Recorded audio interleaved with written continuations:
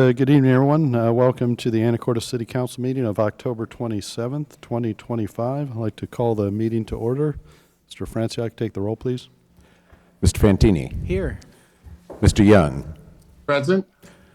Mr. Walters. Here. Ms. Cleland-McGrath. Here.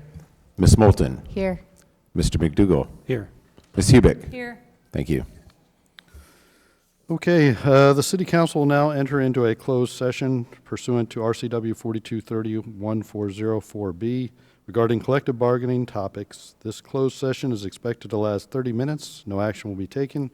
Upon completion of the closed session, Council will return to the open meeting and resume our regular agenda.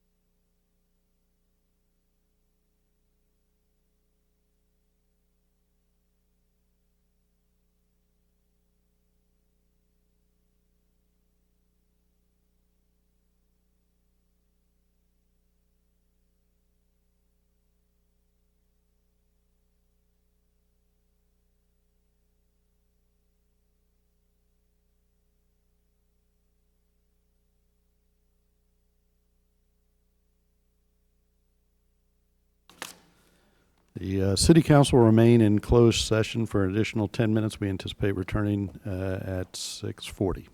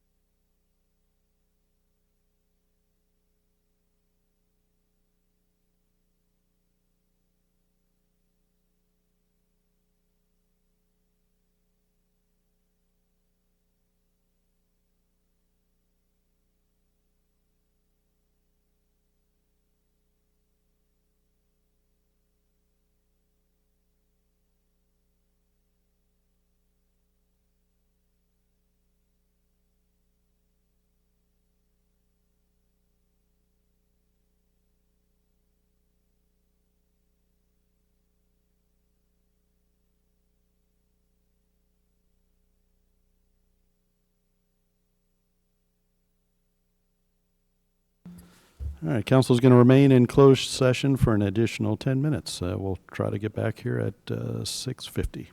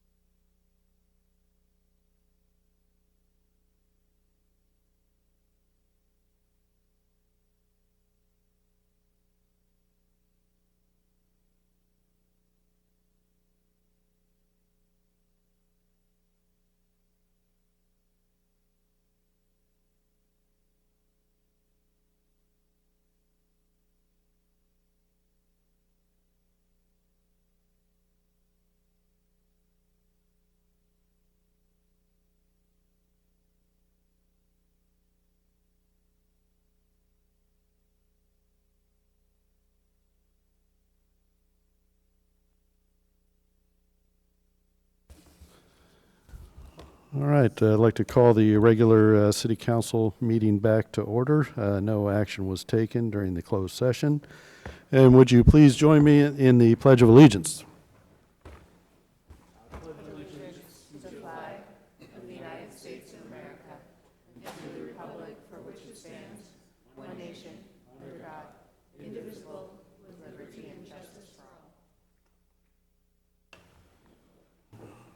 All right, thanks for everybody's patience, and we'll start off with announcements and committee reports. 4A, the Fiber Committee.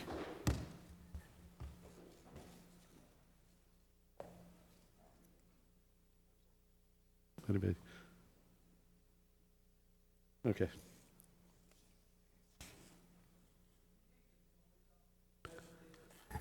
Yep, we'll make sure that everybody can hear it. I know we've got some issues with the speakers. Mayor Miller. Mr. Walters. Fiber Committee met last week. It was just myself who was able to attend. Couple of notes for all council to be aware of. First of all, Summit X is expected to resume work on their backbone construction sometime in November. They... Yeah. How about now? I don't know if that's better. All right, let's try this again. So Fiber Committee met last week. It was just me who was able to attend. A couple of notes. First of all, Summit X, who is our contractor on backbone construction for the EDA area, is expected to resume their work sometime in November. They have until April to complete that work, but they will probably finish in January or somewhere else in Q1. One of the remaining areas is the area between sort of the pool and Creekside. They're next working on the area near M Avenue, then the areas east of Commercial and R, and then the Capsana area. We expect that the invoices for that work will be received in 2026. So some of that expense in the budget has shifted forward into 2026 out of 2025. The install calendar, however, is full up until mid-January. So we have a list of installs queued up that will keep us busy for a number of months still, and then we expect that that'll continue as more areas come online and more people order up service. Staff is also working on an interlocal agreement with the Samish Nation to provide fiber internet service along Fidalgo Bay Road. Samish has received a grant, so I may have some of these details incorrect, which is the danger of doing this reporting. But they have received a grant. They are going to do some of this work. It will be mostly aerial. We will then be able to piggyback as a result of the interlocal on their build and serve customers along the way, but we won't incur the cost of building it out. So we talked a little bit about that. And then this afternoon I got a tour of the network room at the library where fiber comes into the building and then goes out of the building via our OLT to everybody's ONT that they have at home. And that was very interesting. And wire management is really good at that location. It's very easy to see where all the pieces come together there. And we had some expert description of how all of that works from our retiring fiber manager, Jim, and also our network technician, network manager. Thank you. Questions for Fiber Committee? All right, I guess I could have stalled. I had announcements that I forgot. A couple of quick announcements. Skagit County hosting a public hearing on the 0.1% public sales tax. This is a proposed tax for public safety programs, and this is going to be on Tuesday. That's tomorrow, the 28th, at 3:30 in the Commissioner's Hearing Room and online via Zoom. And information can be found on the Skagit County website. Downtown Trick or Treat is this Friday, October 31st. That is Halloween from 4 to 6 p.m. Commercial Avenue from 10th to 3rd Street. So please pay attention if you're not participating. And then Daylight Savings is this Sunday, November 2nd. So remember to fall back. All right, on with the other committee reports. 4B, Finance Committee. Mayor Miller. Ms. Moulton. Thank you. The Finance Committee met last Thursday, and it was Council members Cleland McGrath, myself, Finance Director Steve Hoagland and Finance Manager Rhonda Peck. And we talked about the budget, which we will delve into in detail this evening. Okay. Any questions for Finance? All right, Planning Committee. Mayor Miller? Ms. Cleland McGrath. We had our planning meeting today at 5 p.m. with Councilmember Walters, Councilmember Moulton, myself, and a couple of folks from planning. We talked a little bit about the cold weather shelter that we are partnering with the Salvation Army on. It is a HACS issue, but we also know that it's getting cold and getting close to November, so we want to make sure that that contract is moving forward. So what it will do is committing $12,000 total for possibly, well, ideally for the winter 2025 season and the winter 2026 season. Based on past years, that seemed like a reasonable amount for 2 years. We will monitor that, though, because we never know. But we're pleased that we can partner with Salvation Army, and they will use that towards a motel voucher program. The other thing we talked about was good news. The Planning Commission approved the comprehensive plan to move forward to council, so that's very exciting. Thank you. Sorry, development regulations, not, yes. So thank you for all of that work, and that is all. Questions for Planning Committee? Any other announcements or committee reports that I may have forgotten? Mayor Miller? Mr. Fantini. I just wanted to give a special shout out. So we have a lot of traditions here in Anacortes, and some of them have gone by the wayside from COVID and whatnot. But this past weekend, special shout out to Council Member Cleland McGrath, who brought back the Halloween Carnival at Fidalgo Elementary School that I was very excited to attend. And it's just exciting because I remember going, Mr. Walters, Ms. Cleland McGrath, I'm sure you all went as kids as well. And it's fun that that's back for a new generation of kids. So thank you for that. Ms. Mayor, Cleland McGrath. Thank you. And I want to say a big thank you to Councilmember Fantini for emceeing the entire event. And then also a shout out because we had Officer Lindquist and then Chief Harris be willing to participate in mummy wrap. So we have wonderful photos and the kids loved it. And it was just a really fun time. We did art and it was nice to have it come back. So thank you and thanks for all your help. All right. Mayor Miller? Yeah, Ms. Moulton. Oh, just another Halloween tradition that I think is in its 6th year is the Haunted Forest at Washington Park, which was a complete blast. And I was one of the gatekeepers with Senior Center Director Carl Wolfswinkel, and we had police staff and park staff and city staff and basketball players, terrifying, young and old, and it was just so much fun to be scared in that really fun way. So it was great. Yeah, thank you for acknowledging that because that's a very popular event and a lot of work goes into that and a lot of people were scared.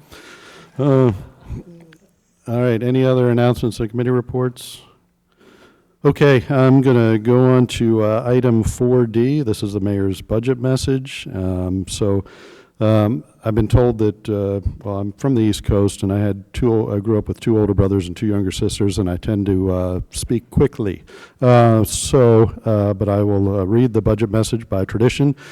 Council, you should be receiving this via email. If you need a hard copy, I have some of those. Anybody need hard copies? Here, I'll just give it down, and you can take some and pass it out. And I'd like to thank all of the very hard-working public servants, all the directors, department heads, and City of Anacortes are all in the back here. So without further ado, I will go with the budget message. So in accordance with RCW 35A.33.050, I'm presenting my proposed $114.8 million balanced 2026 City of Anacortes budget. As we prepare this year's budget, we face a stark financial reality that must make painful but necessary decisions to ensure our city's long-term stability and resilience. Inflation and declining revenue streams have created one of the most difficult budgets we've faced, requiring significant reductions and structural changes. This budget reflects substantial efforts to close a $9 million budget gap.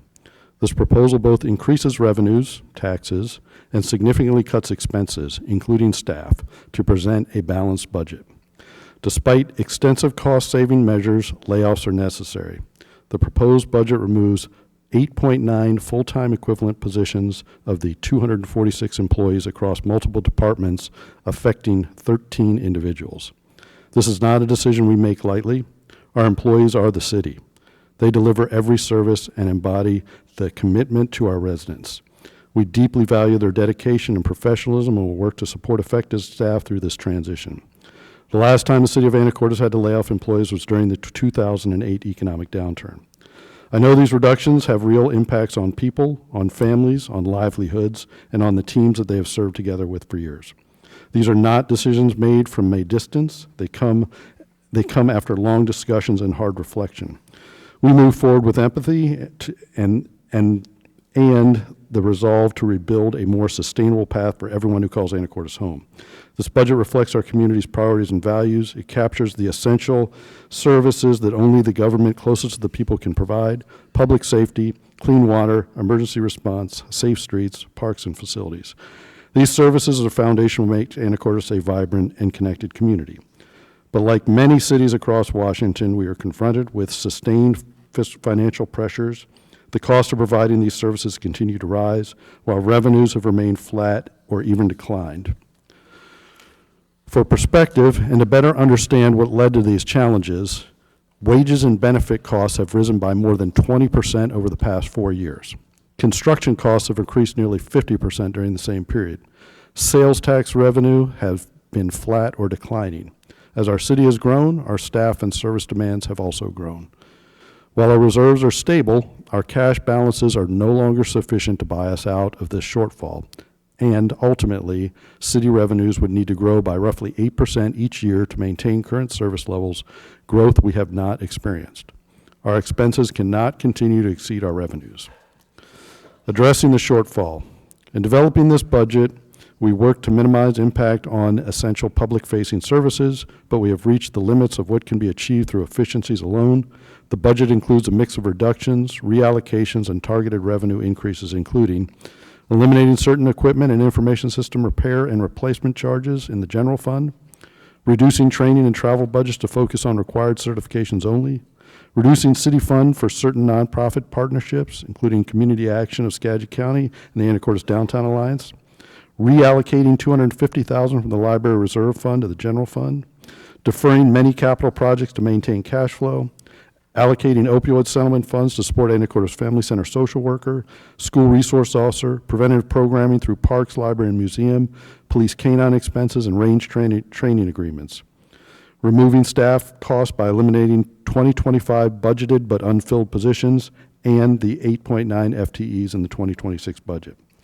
Adopting a 1% property tax increase and a 2% utility tax increase for water, wastewater, and stormwater, and rate adjustments for both stormwater and sewer utilities requiring council adoption. These reductions will inevitably lead to some changes in how we deliver services. While essential operations such as police, fire, and emergency responses are not impacted, other departments may experience reduced hours, scaled-back programs, and longer waiting times in certain areas. The budget is a comprehensive effort to preserve public safety, core infrastructure, and community access while positioning Anacortes for a more stable financial future. Every department has participated in this effort, identifying ways to adjust operations, defer expenses, and focus on the services that only local government can provide. The following summaries highlight key adjustments and priorities by department. The executive departmental overview. The executive budget remains largely unchanged to ensure continuity and stability during the transition to a new incoming mayor. The legislative budget is reduced to reflect lower county voter registration fees and in even number years where fewer local elections occur. A-Town is Our Town remains in the budget in a condensed electronic only version. The finance department is focusing budget priority on the 2-year implementation of a new enterprise-wide business management system that will modernize financial, payroll, and operational systems across all departments. Human Resources is currently negotiating with 3 of our 4 bargaining units. The Anacortes Commission Police Guild collective bargaining agreement, which expired December 31st, 2024, is expected to move into interest arbitration. Collective bargaining is underway with Teamsters Local 231 and IAFF Local 1537. The impacted bargaining units have been notified of the layoffs, and we are committed to sharing financial data, which has led to staffing reductions across departments. Civil service promotional assessments for public safety are included in the budget. Administrative services. In the IT division, replacement costs have been removed from the general fund allocations, and equipment replacement schedules extend to reflect longer life cycles. The city will enter a new agreement with Microsoft 2026 and continue to prioritize cybersecurity and end-user security training. Access Anacortes fiber internet construction is nearing completion. The fiber division is projected to begin contributing to the general fund in 2027. In the court division, the state's new case management system in 2026 may further impact local court operations, and caseloads continue to be monitored. Contracted public defense service continue to ensure compliance with Washington Supreme Court caseload limits. Legal. In-house prosecutor funding was removed from the 2026 budget and continues contracted prosecution advisory services for the police department. Planning, community, and economic development. In 2026, 20% of the Community Economic Development Block Grant allocations will be withheld to offset community project costs for projects including the Salvation Army Cold Weather Shelter Program. The city is reducing the financial support for Downtown Alliance and community action programs. The creosote pilings replacement project will move forward using existing fund balance in compliance with Department of Natural Resources lease agreement. The city plans to fund the community event facility project in a partnership with the Port of Anacortes through a general obligation bond supported by lodging tax revenues, which are restricted to tourism-related activities and grants. This funding approach does not draw from the city's general fund. The project's estimated cost is $8 million, with $6 million expected to be bonded. The resulting economic activity, including lodging and sales tax revenue, will help strengthen the long-term fiscal stability without requiring new taxes. Parks and Recreation. The majority of the parks projects are funded through grants, impact fees, and external contributions rather than real estate excise tax funds, which allows us to continue moving forward with improvements to the Depot Maritime Plaza, skate park parking lot, West Side Park, Hark Lake parking lot, and the Senior Activity Center classrooms. The library has built a healthy reserve through careful stewardship to address current shortfalls. The normal $250,000 in property tax is reallocated from the library reserve fund to the general fund. The library budget is significantly reduced. Anacortes is unique among cities of its size in operating a municipal museum. In 2026, the museum budget is significantly reduced. Public safety. Voter-approved Proposition 1 continues to fund established police and fire staffing levels. Police, the Anacortes School District will no longer fund the school resource officer position. This budget shifts that cost to APD, which in 2026 will be offset in part by opioid settlement funds. Fire. The fire department received a SAFER grant that covers 75% of wages and benefit costs for 3 new firefighter paramedic positions. The remaining new staffing costs will be offset by eliminating 1 assistant chief position and Skagit County EMS revenue. These positions will be filled in mid-2026. Public Works manages essential services, including streets, water, wastewater, stormwater, and solid waste, fleet, and facilities. Most of these services are enterprise funds, meaning funded by rates. The facilities assessment completed in 2025 will guide priority maintenance and capital planning. Transportation funding is reduced with $1.5 million in REIT allocated for transportation, sidewalks, and ADA improvements. The $3.5 million South Commercial Avenue repaving project will need to be phased, delaying completion, dependent on additional funding opportunities, as we are spending local funds to improve this portion of a state highway where the state has failed to do so. In conclusion, in the coming weeks, city staff will work collaboratively with the city council, labor partners, and the public to refine and adopt this budget.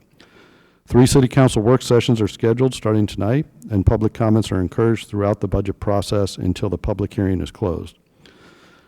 The pursuit of long-term fiscal stability remains our shared responsibility. The impact will be felt by the community and individual city employees through difficult decisions, disciplined priority setting, and continued focus on essential services. This budget positions Anacortes to weather current challenges and continue providing the core services and community connections. Together, we must build budgets that reflect our community values while being fiscally sustainable now and into the future. All right, so with that done, I will move on to item 5, which is public comment. Didn't have anybody signed up for public comment, but anyone want to comment on a thing that's not on the agenda tonight? And checking online. Okay, on to our consent agenda, Council 6A through D. Mayor Miller, Ms. Moulton. I would like to pull item 6D from the consent agenda, please, and move to approve items 6A through C. Second. Okay, a motion by Ms. Moulton and a second by Mr. McDougall to approve items 6A, B, and C. All in favor signify by saying aye. Aye. Any opposed? Motion carries. All right, Ms. Moulton, item 6D. Thank you. So I have questions related to this agenda item. So the contract is for a fixed price of $30,000 on an annual basis. And what I am lacking is the knowledge of how much are we currently funding that position at and from what account? Yeah, and I think either Chief Floyd or Mr. Hoagland's prepared to discuss this one.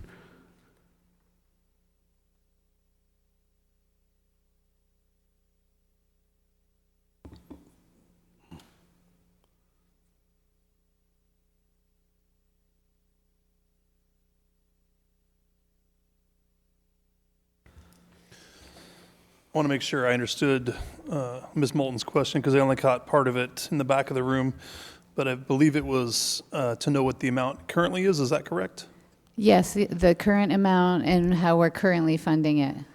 So our current agreement with the Family Center is for $60,000, and that is funded through the professional services line item in the police department budget, general revenues. Sorry, what was the last part of what you said? General revenues. Okay. So that would have been helpful to know right off the bat. And so now we're proposing to fund that still through the general fund, or is this the one that's opioid funds? Yeah, I'll let Mr. Hoagland speak to that, but we're currently proposing to fund that with opioid settlement funds.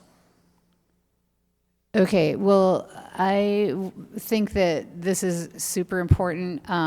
We're cutting it. We haven't had a chance to discuss this at all. And I think with the opioid funds, we have a lot of demands on those right now. And I would suggest that we have a work session with those and what exactly we want to spend them on, because I see what's in the mayor's budget message, but I don't necessarily agree with, we haven't talked about it, basically. I think that's ripe for discussion in a committee of the whole type situation. I don't want to hold this up either, but I just think it's really important to know where we started, where we're going, and where the money's coming from, and I would be glad to hear what other council members think of this. Mayor Miller. Mr. Fantini. So I agree that this would be a great conversation. I think Councilmember Cleland McGrath mentioned it at our previous meeting as well. So I think there's 3 of us here that would like to do that. Is there time enough for us to fit that in and then revisit this? Yeah, as far as the term of the contract, when it expires, I can't remember. We want to keep providing the service. Yes. So. Yeah, our current contract with the Family Center expires at the end of this year. Okay. So we're looking to try to renew a contract for the 2026 calendar year. Mayor Miller? Mr. Walters. I don't see the point of having a work session on a $30,000 contract if that's what's being suggested. However, I would see a lot of benefit in talking holistically about all the opioid settlement funds at once and the requirements for those, which I imagine that we'll be doing through the budget process. So I would suggest that we not schedule anything new and that we just launch into the budget process and defer this until after the budget process is done. Because we'll have that done before the end of the year. The contract will expire at the end of the year, so we'll have time. Any objection, council, to essentially table the contract? Mayor Miller? Mr. No Finch? objection to that. I just want to make sure the budget is a big discussion, and this seems like a real important piece of it. So I just want to make sure we definitely address this as a section. Mayor Miller. Ms. Cleland-McGrath? Yeah, I appreciate it being pulled out from the consent agenda. I think that we have been very careful to not commit any of our opioid funds yet. We've had a lot of requests, and that needs to be a full discussion at council about how we are going to strategically spend those funds in the current economic climate. So while I'm supportive of the Family Center and continuing our agreement with them, I do think that it's putting the cart before the horse for us to approve it right now. Mayor Miller, Ms. Hubick? just to make an addendum to that, it would be really nice, and I apologize to staff for asking for more work, but since we've got our paper budget books, it'd be nice to have an added section specifically for opioid funding, to have everything centralized in one place. Don't want to give anybody any instructions on what to make the Excel look like, but if we're looking at everything in one place, it'd be great to have something broken out specifically for the opioid funding over the next several years. Yeah, and just to be clear, we definitely want to have that opioid funding discussion, but the reality is it's all general fund. This is all general fund money. But, all right. Okay, so we'll table that one, and thank you. On to item 7. First item is 7A, an interlocal agreement with Skagit County for vessel registration fees. This is a discussion item with possible action, and Chief Floyd is already there at the dais. Whenever you're ready, Chief. Thank you, Mayor Miller. So tonight I have before you an agreement with Skagit County for a share of the vessel registration funds. So for some background, our Marine Patrol program and boating safety efforts are funded through grants by the state. And we received $14,000 this year, plus a one-time $10,000 bonus from the state parks to fund our boating safety program. Along with that, our vessel registration funds that are available, collected by the state. When you register a vessel, there is a surcharge on your registration that goes into an account, and those funds are dispersed by county with active boating safety programs. And then if there's a city within that county that has a boating safety program, the county then carves off a portion of their vessel registration funds to that city for furtherance of boating safety programs within the city. In speaking with Skagit County, historically, when we had our previous boating safety program, the allocation to the city was 30% of the county funds that they took in. That number made sense currently, and so that is the proposal before you. The state of our current vessel, our boating safety program is out active. We have had a few days prior to the end of the boating season to get our trained officers out on the water and familiarize them with the new platform. And we have several individuals slated for training early in next year to continue expanding that program and being able to provide a legitimate boating safety option for our citizens here. These activities are all funded through the state parks grant funding as well as the vessel registrations. We anticipate next year receiving in the neighborhood of $15,000 from the state parks grant funding, and our take of the vessel registration funds from the county would equate to an additional $15,000 for a total of about $30,000 dedicated to our boating safety program. And I believe I've explained to you before, but as a reminder, those funds are restricted only to be used in the furtherance of boating safety programs. So anything that is related to that, whether it be maintenance, operations, fuel costs, training of boat handlers, overtime costs, those are all allowable expenses under the current agreement with the State Parks Department. So with that, I would ask you to approve this interlocal agreement with Skagit County to bring in some additional funding to support this program. Yeah, and I think for the public that may have not been totally into this, this is a mechanism that sets up the ability for the vehicle registration fees to come our way. It's a income in. Council, questions for the chief? Mayor Miller? Mr. Walters?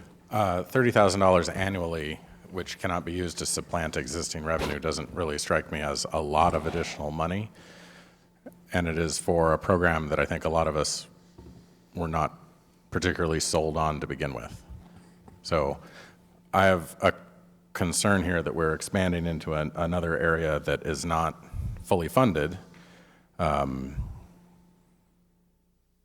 are a lot of requirements in WAC 352-65040 for the boating program for a local government to legitimately make use of and receive these funds. And I think that our population expects to have police on the street and not necessarily police on the water. So I am pretty uncertain about this at this point, and I'm not ready to approve this. All right. Other questions?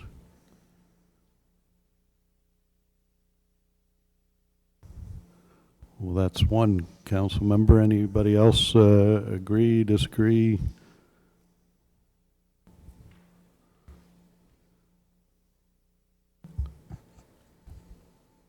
Oh, Mr. Young, did you have your hand up? Sorry. Thank you, Mayor Miller. Actually, I didn't, but since you presented the opportunity, I really appreciate it. I'm agreeing with Councilman Walters on this one for the moment, although I would ordinarily approve it. I just think where we are right now, particularly after the mayor's budget speech, I just think that, I want to move a little bit more cautiously at the moment, and so I'm agreeing with Mr. Walters at this point. Mayor Miller? Mr. Fantini? I just have a couple questions. So this $30,000, is this something we're going to get every year? It's pretty much going to go every year? And I guess my other question would be, I share some of the same concerns, but also I'm curious to know, what do you anticipate the costs actually being, going forward? Do you know what I mean? Is $30,000 going to be enough for us to sustain this, or what are you thinking around that? So the answer to your first question is yes, this is reoccurring funding that we would be requesting annually, and the agreement with Skagit County would be for our share of those vessel registration funds paid annually. The first would be paid annually towards the end of the year, because those are dispersed from the state. And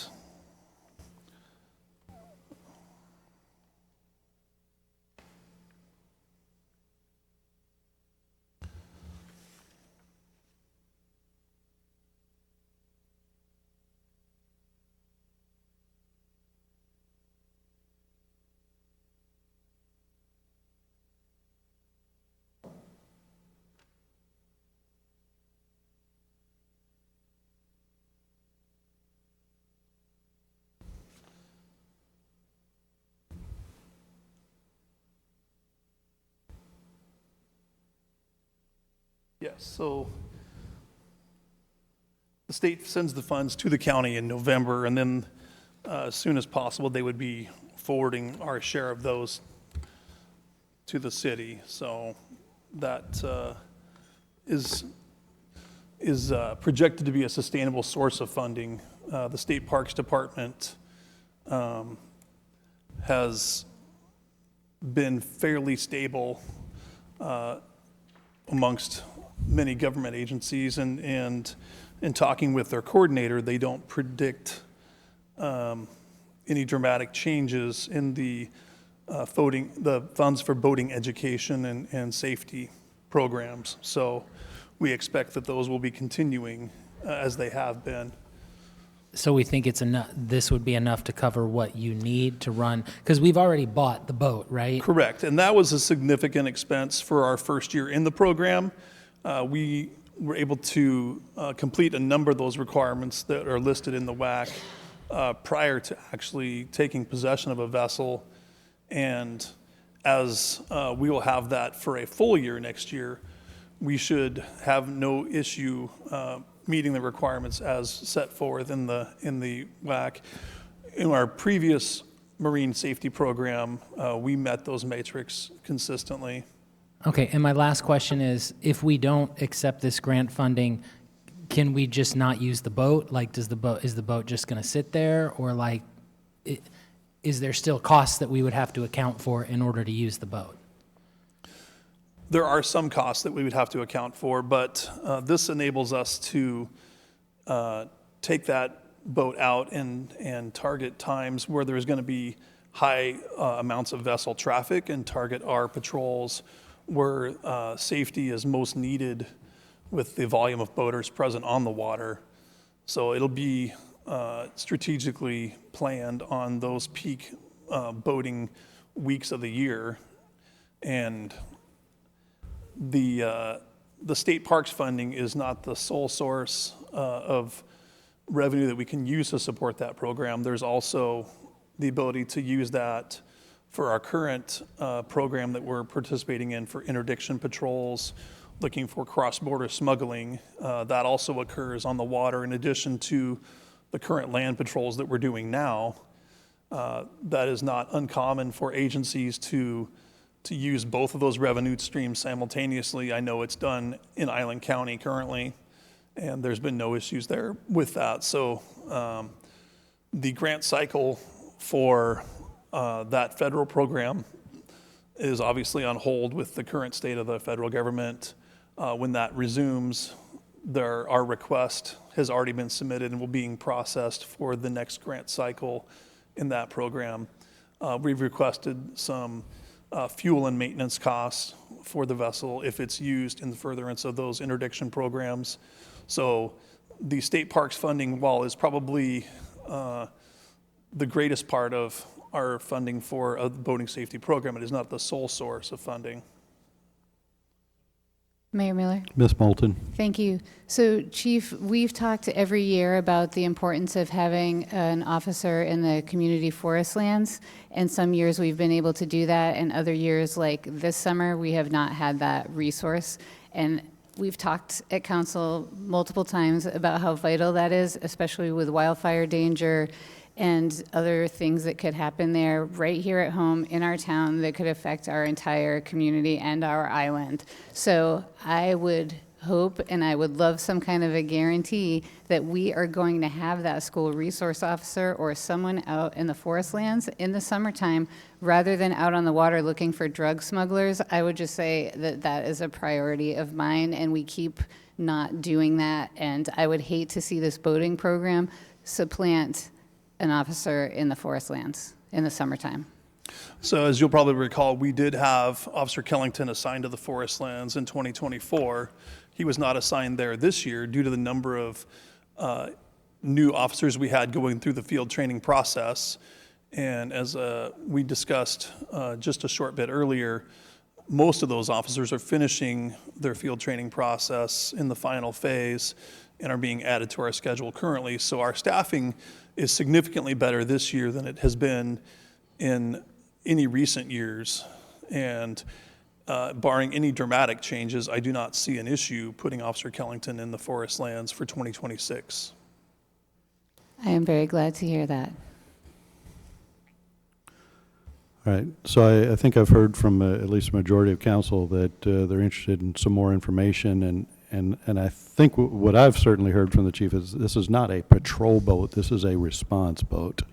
And I know you can correct me if I'm wrong, it's a lot different than patrolling the forest lands than you having a boat to be able to respond to the water for various events. So, yeah, we do see multiple requests come for not only assistance, but there are a number of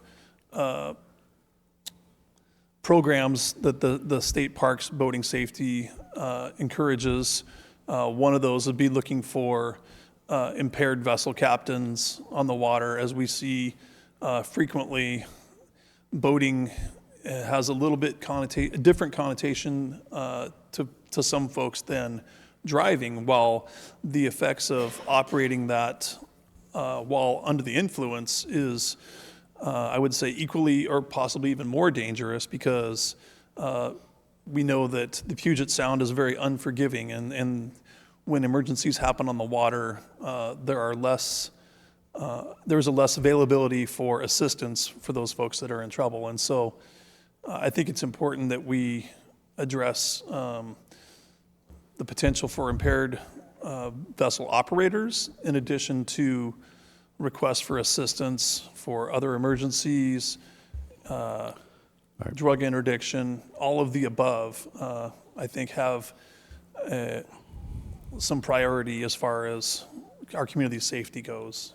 So again, what I hear the concerns from the council is that it takes away from patrol, and also what I want to make sure that I'm understanding is this interlocal opens up the vehicle registration fees that can only be used for this law enforcement type boat.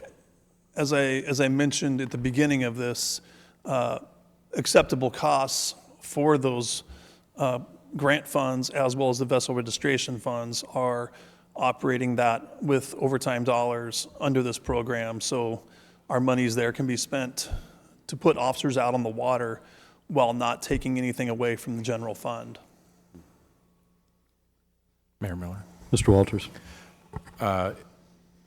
To summarize, I think what I would be looking for to further my understanding of what we're talking about is a summary of what we propose for this boating safety program and a comparison to the requirements under the WAC, because the WAC does specify that the local jurisdiction must provide a patrol schedule that ensures such officers patrol the waterways during peak recreational boating periods. Obviously, that's pretty wide open. You could interpret it in a narrower sense or a wider sense, but I want to know what the police department envisions, and going through each of the criteria for the requirements under the WAC for the boating safety program, because I think that especially given the fact that we are not yet at full staffing with everybody actually on the land from our Prop 1 public safety levy, and given that we are going to be assumedly cutting programs or hours of operation, or what, we're going to be cutting some level of service as a result of staff reductions in this budget. I'm not very excited about adding programs right now.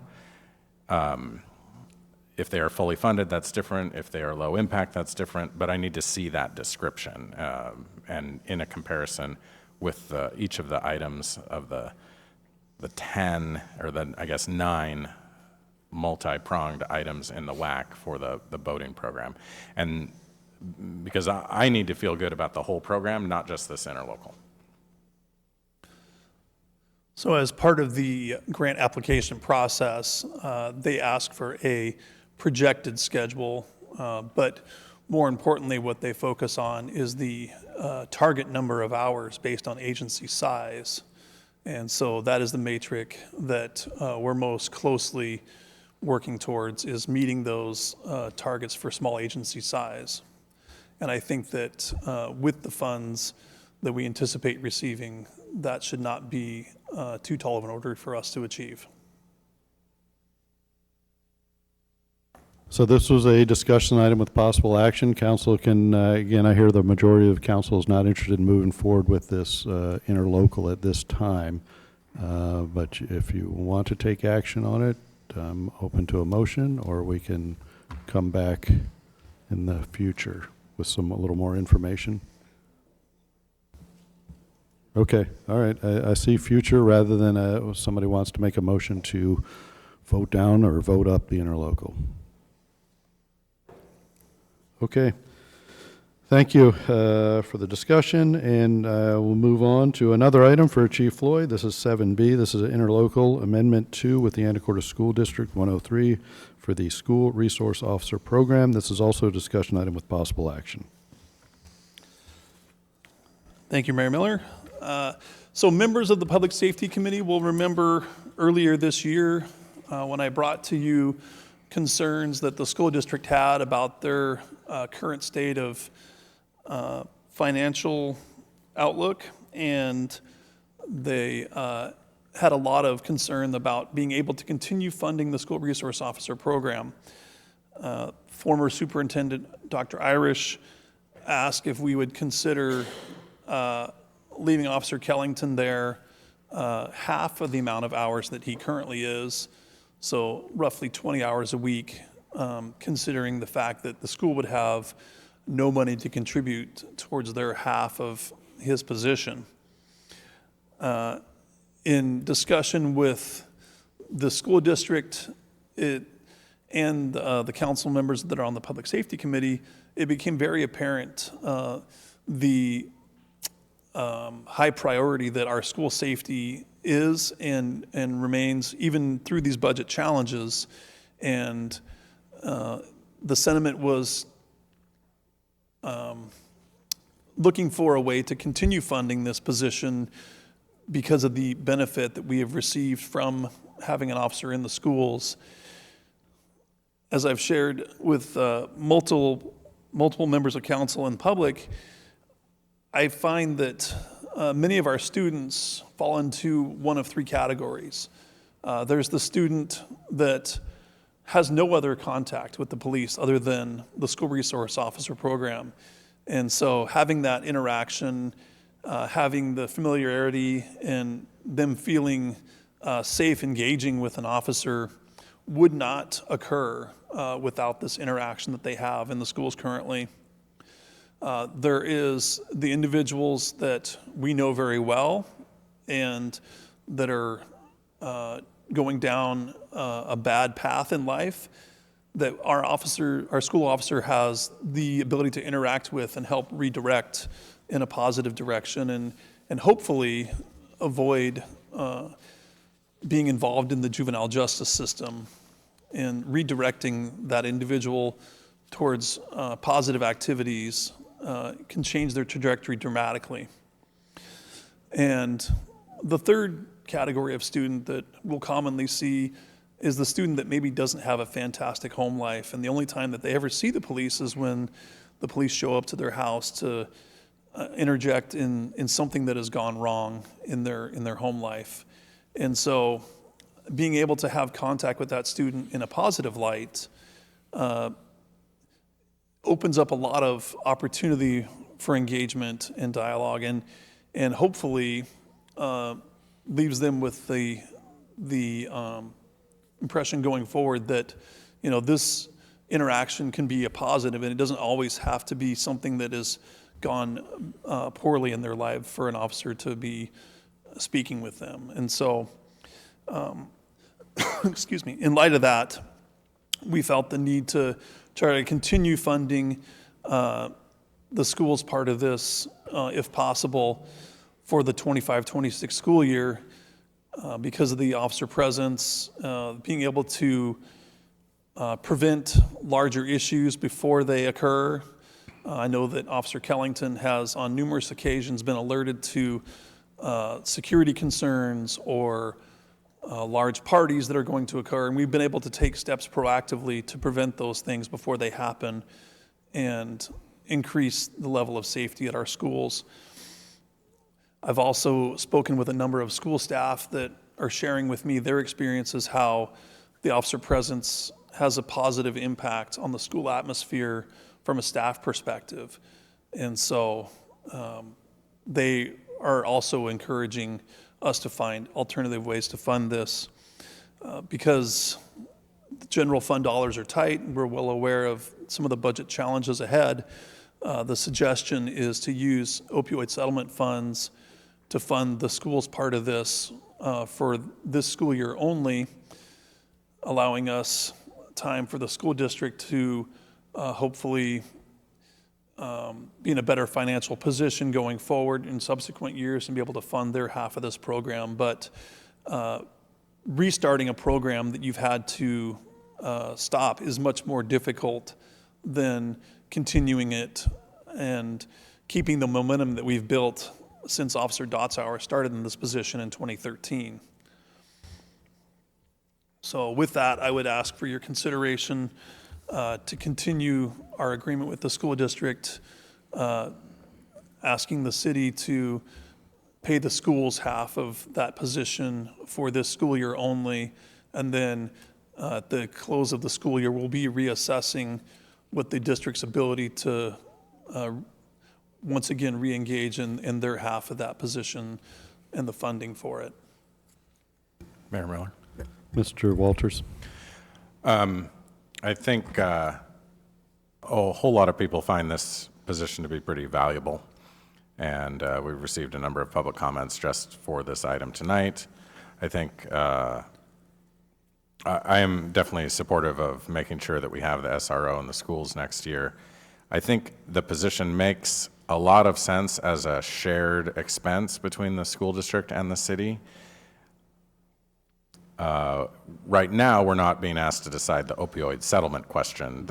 Those funding decisions will be made through the budget. What we're deciding now is whether we're retaining the position, and I'm supportive of retaining the position. But I do think that the message needs to be sent really clearly to the school district and the community that the fundamentals that are underpinning the revenue challenges that we have this year are not going to be better next year. So, I mean, we'll talk more about that in the context of the budget, but we will not be able to continue this indefinitely. And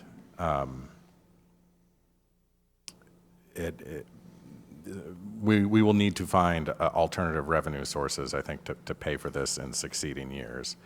Hopefully the school district will be able to resume our prior arrangement. But I'm in favor of moving this forward at this point. Mayor Miller. Ms. Cleo McGrath. So this is one of those, the agenda bill. I'm a little confused. It says the funding source is unspent Prop 1 resources. I have heard at a committee level that it is going to be opioid funds for 2026. I guess to me that's one of those things where I want to be really clear. I don't want to kind of open up the can of worms that we're starting to commit opioid funds before we need to. Granted, though, I understand why this makes sense to move forward because we are already a few months into the school year and we need to make sure that it continues to be funded. But if you can speak to that. Certainly. I guess I would suggest that was the use of the opioid money was in the broader conversation of how to balance the budget that we were looking at. We had a significant gap, as I think you are all aware. So that was one of the items that we recognized that was eligible for use of the opioid money, and considering the position that the school district was in. So none of that obviously has been committed now. We don't have that authority to spend that money. As we go through that budget process, that'll be fleshed out, but Chief Floyd was, I think, recognizing that he had open positions during the year, so he had unspent proceeds, left in his budget. So either way, there Yeah, he could have gone with just general funded in that line, but I think you were trying to think about the next step of, well, where's that money going to come from? And you went with unspent, Prop 1, because we haven't spent that on a fully Prop 1 staffed force. Go ahead if you had more. Thank you. Yeah. Well, so to finish that, thank you. And I would just say that I'm in support of this. I think this is a really important program and partnership. I would agree that we need to figure out a way that if it's not 50-50 with the district, if there is a more appropriate way, since we're utilizing that officer in the summertime for 3 months out of the year and not in the district, maybe that's some way we can find some middle ground. But from my discussions with you, with other school officials, and then some of the public comments we've received, I think this is an incredibly important program that also saves us money in the long run and saves a lot of people's lives and makes it just a much smoother experience for all of our citizens. So I am in favor of moving forward with this. And Mayor Mr. Young, and then Mr. Fantini. Thank you, Mayor Miller. I'm also in favor of moving it forward. However, I do think it's important to recognize that we're all are in the middle of a punch.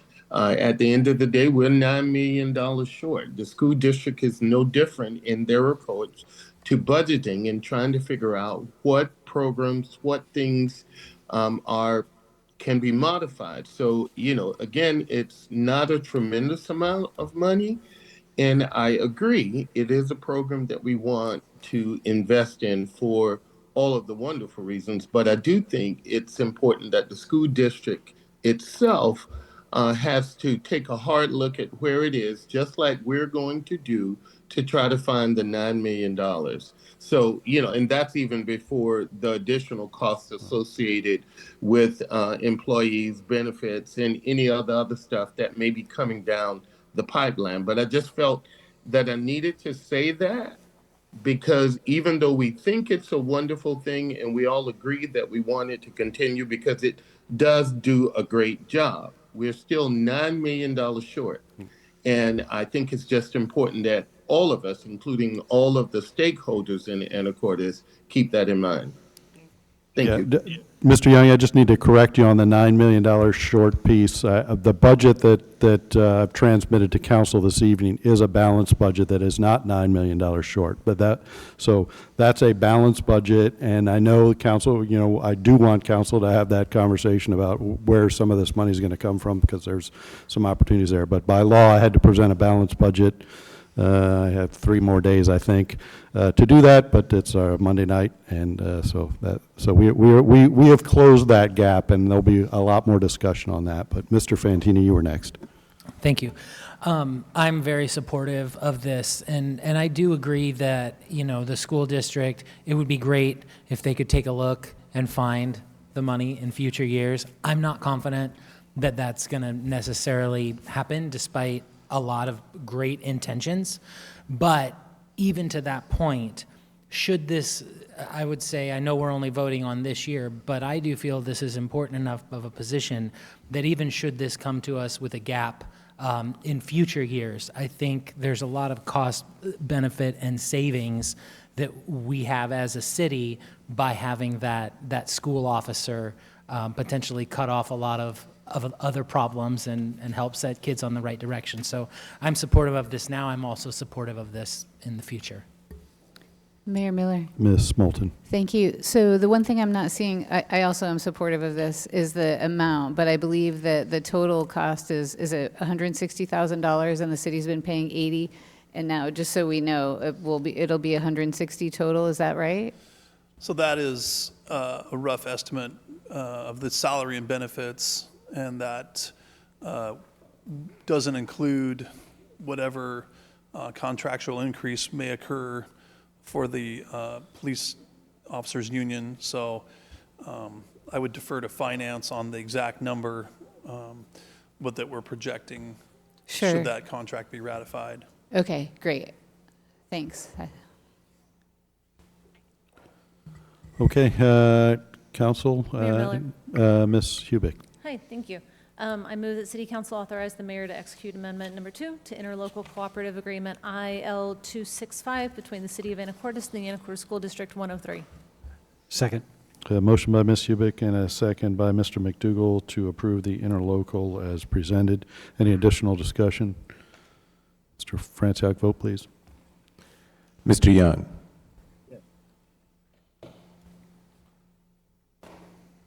We didn't hear that vote, Mr. Young? Okay, I see a yes. Mr. Walters. Yes. Ms. Cleland McGrath. Yes. Ms. Moulton. Yes. Mr. McDougall. Yes. Ms. Hubick. Yes. Mr. Fantini. Yes. Motion carries.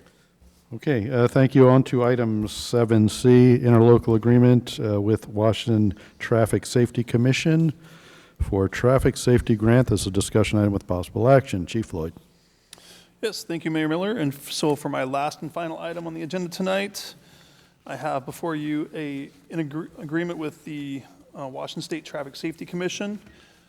So as you're probably aware, this is the grant funding program that funds our emphasis patrols to increase traffic safety. They schedule these numerous times throughout the year. There's a total of $90,000 to divide it up between other agencies in our region, which would include Whatcom, Skagit, and Snohomish counties. These include traffic safety emphasis patrols for DUIs, crosswalk, pedestrian safety, bicycle safety, distracted driving. So there is a number of different types of traffic safety that they're targeting throughout the year. We've also received some support for traffic safety emphasis that are motorcycle centric during the second half of September, right around Oyster Run time. So we receive a significant benefit from this grant program. And this allows our officers to participate in these events where the Traffic Safety Commission reimburses any overtime costs that are incurred from our participation. So I would ask you to vote to approve our continued participation in this program. All right, council, questions for the chief? Mayor Miller. Mr. McDougall.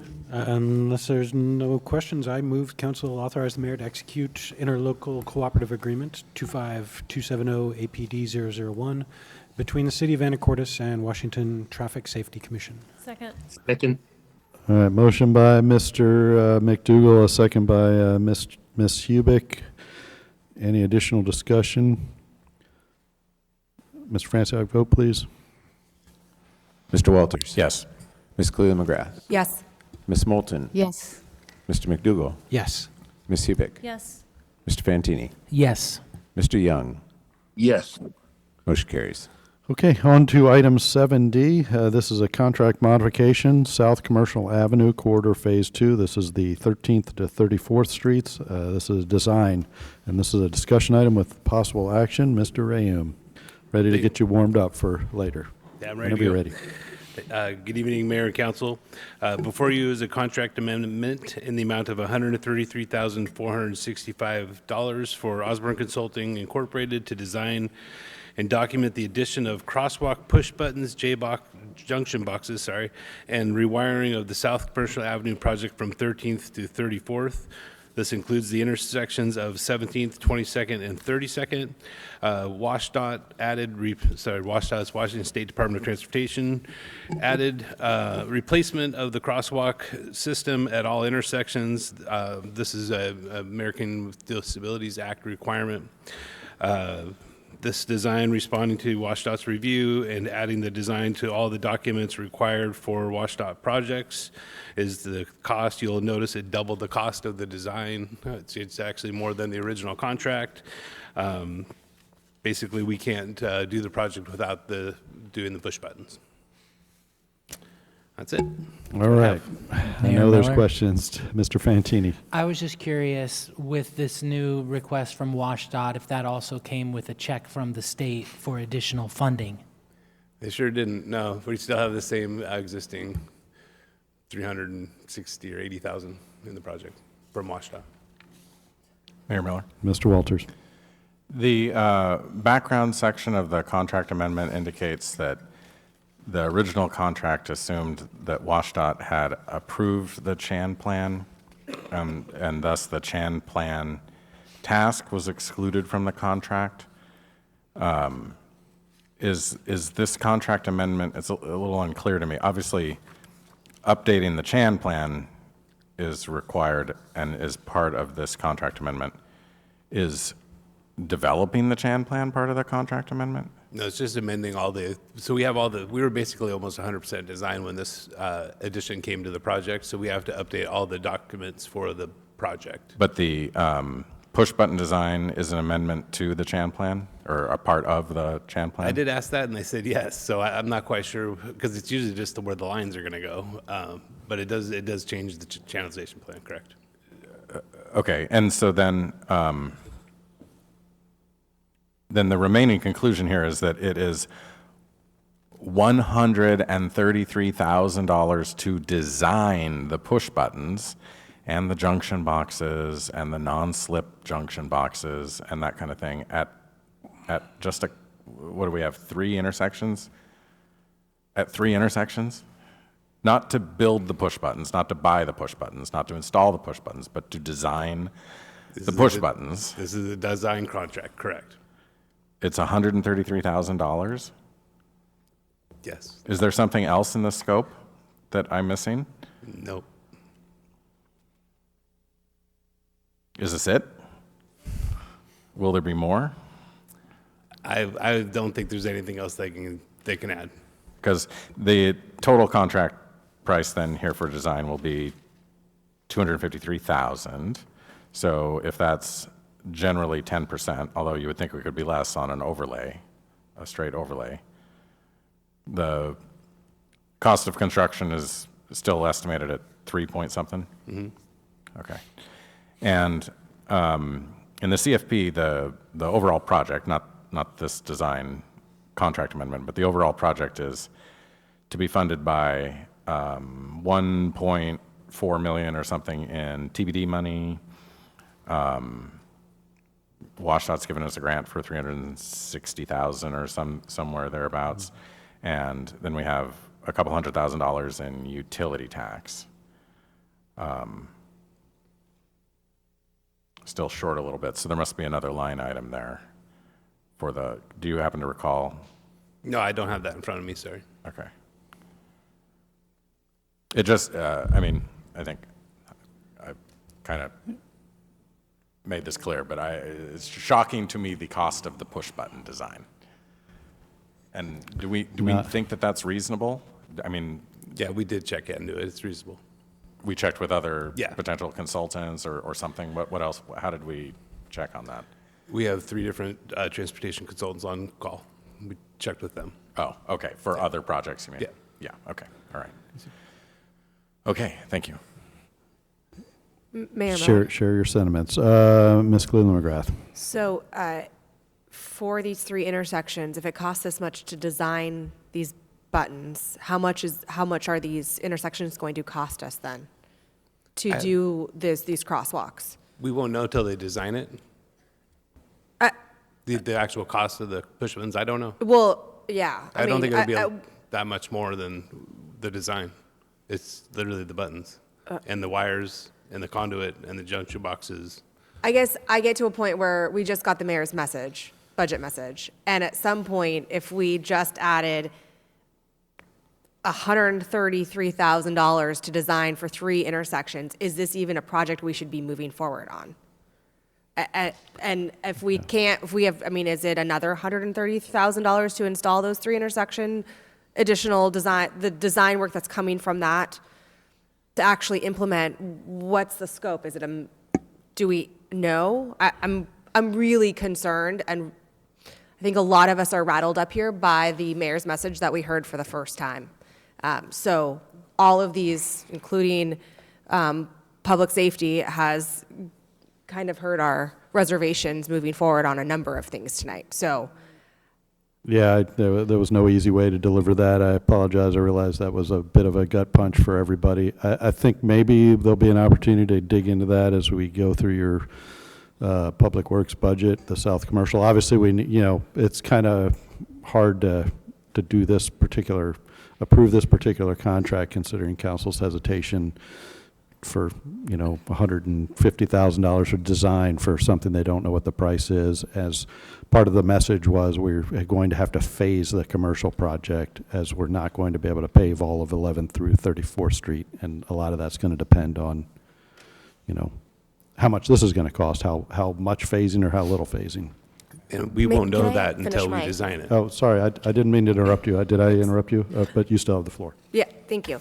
So I guess my other question is, it's a contract modification, but has this work already been done by Osborne? No. Okay, thank you. Mayor Miller. I think Mr. Walters, yep. Yeah, one of the lines in the mayor's budget message was that we're phasing the project. What, can you describe the current thinking on when the project gets constructed and what elements get constructed when? So we were thinking about splitting it up. We were going to go literally from 13th all the way down to 34th, and it's pretty easy to cut a project into chunks, you know, to do different pieces of it at a time. Maybe we can do half with the budget we have this year, and then the next year we could do the next half. So we wouldn't do like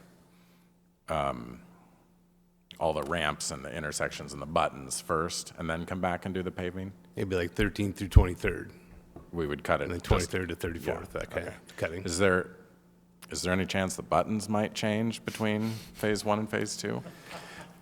Actually, I've seen that happen. Yeah, it could.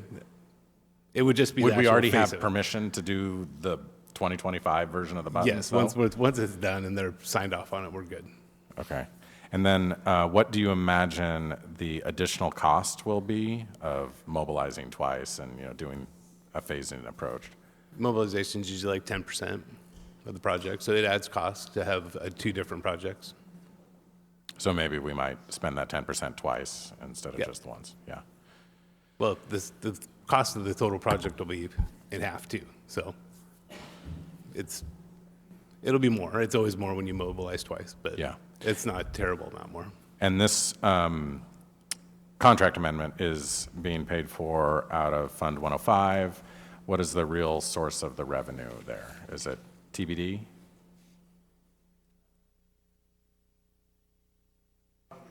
REIT? Okay. All right, thanks. Mayor Miller? Mr. Fantini? So thank you very much. I wasn't necessarily surprised by the mayor's budget message because I feel like in every meeting that we have been in over the past year, we've all said we've got some pretty tough choices to make.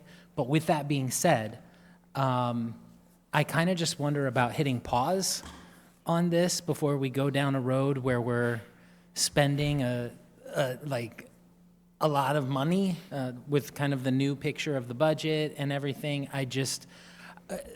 I worry that we might get to a point where we're just going to be like, we've spent all this money, but we're not ready to move forward on anything yet. So I guess my question is, what if we didn't approve this tonight and we did choose to hit pause on this project and kind of come up with a reimagined, phased, specific plan before we continue down the road, what would the cost impact be on us in that situation? So it's important to understand, we don't know what the cost of all this electrical work is until we design it. So obviously, we're here tonight, I was hoping you would approve it, but like, I can't tell you how much the actual construction cost is going to be until we have it designed. And this is the last piece, everything else is designed. So To stop or pause now and not do this last piece of it, I mean, we could, but you're not going to know what the actual cost of the total cost of the project is next year, or until you design this part. So if we did this piece, then we would have full design, cost and everything, and that might be a better opportunity to hit pause and reevaluate at that time? Is that kind of what you're? Yes, cutting it up would not require a washed-up approval process. I mean, I've been at this with them for over a year. And yeah, just calling them and be like, hey, we're going to go ahead and pause for now. It's going to cause, I put it on the agenda for a reason. I would recommend you guys pass this tonight so that you have a full picture of what it is going to cost to do Commercial Avenue from 13th to 34th. And then if we did hit pause after that point, like I mean, I guess they can come back whenever they want and say whatever they want, but like there's a good idea that we'd be able to use that plan? Now, they have to sign a contract with us that they're done, and we agree to the design. Okay. Period. So that I would recommend you guys get to that point before you pause it. Thank you, that's very helpful. Mayor Miller? Ms. Moulton?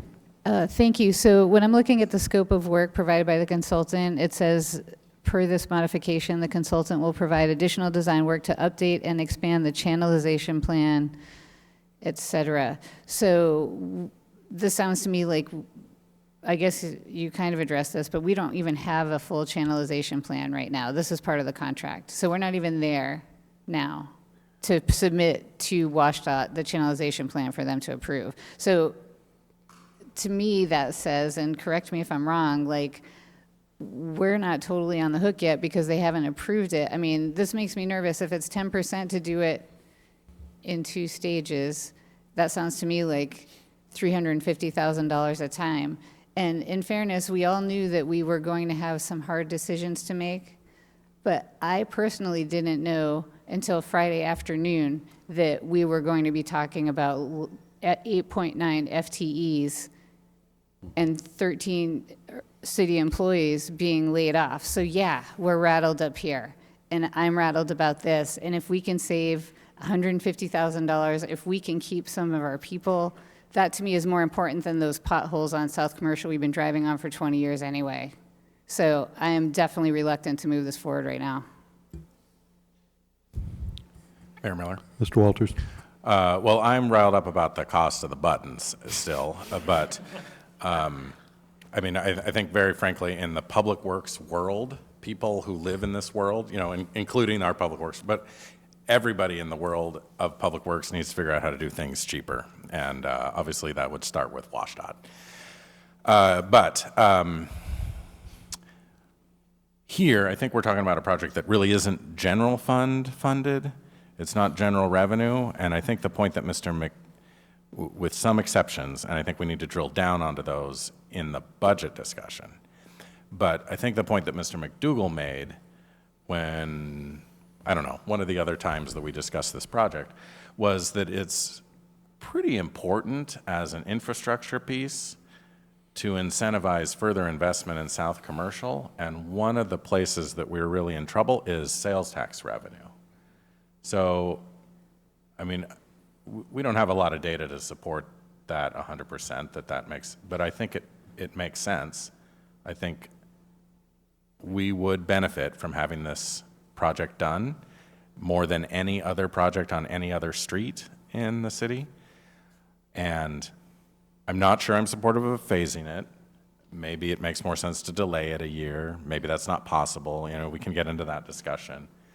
But I do think it makes sense to spend a little bit more money, even though we'll have to swallow hard to be able to vote for $130,000 worth of button design. But if we will have a fuller picture, we will assumedly have an approved project, and then we can go looking for more money to do the project. Maybe we will be able to eventually get some money from the legislature. Mr. Agum, if we had the project approved by WashDOT tomorrow, how long would we be able to hold on to that approval and that design before pulling the trigger on bidding it out? So I don't think the WashDOT approval expires. It always is good practice to refresh your design just in case, I don't know, a block redeveloped, for example, you got to go back and fix the design. You have a lot less risk in this project about having to go back and refresh the design because it's really ADA ramps, wiring, and pavement we're overlaying. So delaying, I don't think is like if you delayed the CSO pump station, for example, we would have to refresh those plans a lot more significantly if we waited 2 years to pick it back up. This one, you would have a lot less risk in delaying if you wanted to delay it or if you wanted to split it. The WashDOT approval doesn't change if we cut the project in half and do half at a time. The WashDOT approval stands. Okay, yeah, so I think that's useful context for this.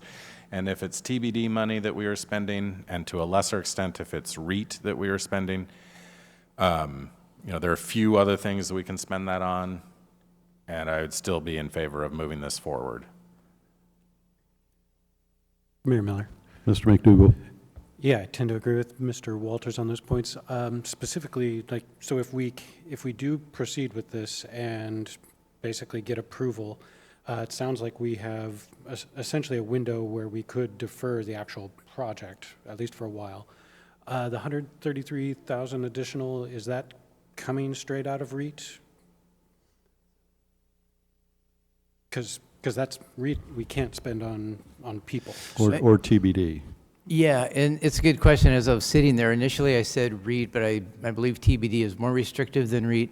Generally, our policy is to spend the more restrictive money first, so we would likely use REIT on this part of it, on this design and mod. We would like to use REIT for this, this Sorry, contract did I, mod. TBD, sorry. TBD. So we'd spend TBD money first, Okay. sorry. Yeah. Can we spend TBD funds, if you wouldn't mind reminding me, can we spend TBD funds on salaries and benefits? Yeah, it's available for road maintenance generally, which would include staff costs that went into that maintenance. So could we switch this to REIT?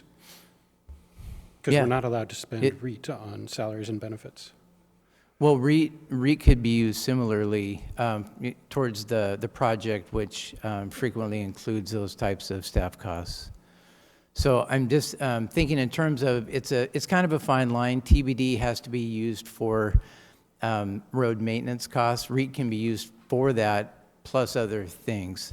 So I'm just, as I'm thinking this through now, I would probably use TBD money for this design. Okay, I may be splitting a hair here anyway, so proceeding with this now, it sounds like it's coming out of funds that are not basically funds that would be somebody's salary next year. Yeah, so to be clear, these are restricted monies. They're not in any way general type of revenues that would be used. Okay, thank you. Mayor Miller? Ms. Moulton. One more question about that. So I have the CFP in front of me, and so I see 1.2 million in taxes, 1.54 in REIT, and I see $400,000 in utility tax and $360,000 in grants. That $400,000 in utility tax is, can you talk a little bit about that?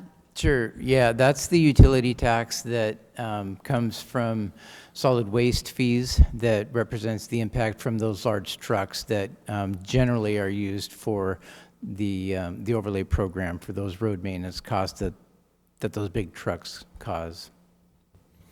Okay, thank you. And is that money that could be used on staffing and replaced with some other funding source, or am I just grasping here? Yeah, no, that was put in place for the road maintenance costs, so similarly restricted for that same type of TBD use, or like we've just been talking about.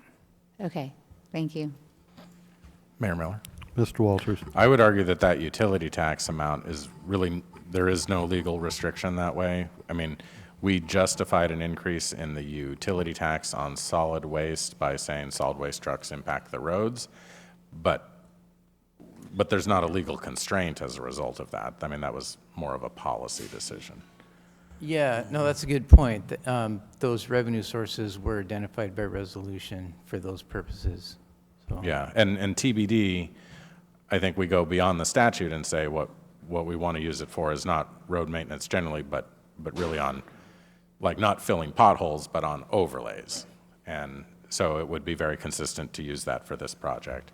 And I've always thought that that's what we should use for this project, you know, a couple years worth of TBD revenues, and maybe 2 years isn't enough, but to do the project. And so for this here, still, we can afford the 133 out of our TBD funds, and we can get this project to a place where it's ready to go, and then we can make the decision about how we want to fund it. Maybe we delete that utility tax out of it. Maybe we find some other funding source. Maybe the legislature decides to send us some more money. But we can't get to that point unless we know what the project looks like. So I still think we need to move this forward. This is a 2025 expense. I mean, we'll probably get through the design by the end of the year, if not just into January. So, not that helps. I don't know if that helps, but it's just like, you know. I stopped asking about those timelines a while ago after. Yeah, me too. So, all right. Council, it's your pleasure on this. Mayor Miller? Mr. Fantini. Oh, my screen just went dark. Sorry. I move that the city council authorize the mayor to sign a modification to contract 16097 TRN 001 with Osborne Consulting, Inc. in the amount of $133,465, increasing the total contract price to $253,905. Motion by Mr. Fantini, a second by Mr. Walters to approve the contract modification as presented. Additional discussion. Mr. Franciac, vote please. Ms. Cleland McGrath. Yes. Ms. Moulton. Yes. Mr. McDougall. Yes. Ms. Hubick. Yes. Mr. Fantini. Yes. Mr. Young. Yes. Mr. Walters. Yes. Motion carries. Okay, thank you for that. And item 7E, this is the 2026 budget work session, Public Works, a discussion item. And open for public comment, or try to build on the success of the last time we did this. So you'll get an overview of the Public Works financial numbers. And then Mr. Rayam will take over and work. No.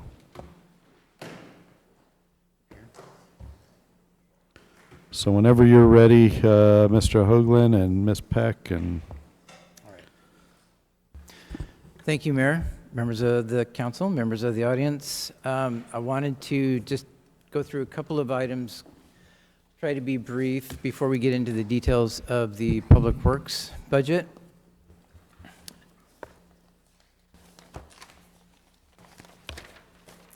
But we have talked a lot about, there's at least been rumors about how difficult the budget process has been. And I have a couple of editorial comments here. I'll say that I've been finance director for 18 years. This is the most difficult budget I've worked on, and that includes the 2009 budget when we were dealing with the Great Recession. As been pointed out already, the 2026 draft initially had a nearly $9 million shortfall that we were trying to close. And as of now, this budget presented to council, all of the accounting funds are balanced against projected revenues, and in some cases, including available fund balance. So just some of the salient changes that we implemented, and I did want to point out that as we were making these changes, we did try to keep in mind the city council priority of staff retention.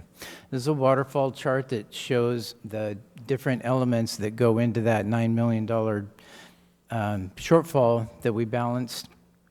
This comes from the list of items here over the next couple of pages. So I wanted to point a few of these out directly.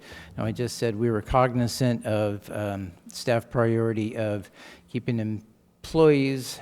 You'll see here that there's a significant number that have been identified during that process. So we weren't 100% successful in being able to retain every staff member in this draft. So some of the items here, some of the edits you'll see are just kind of budget cleanup.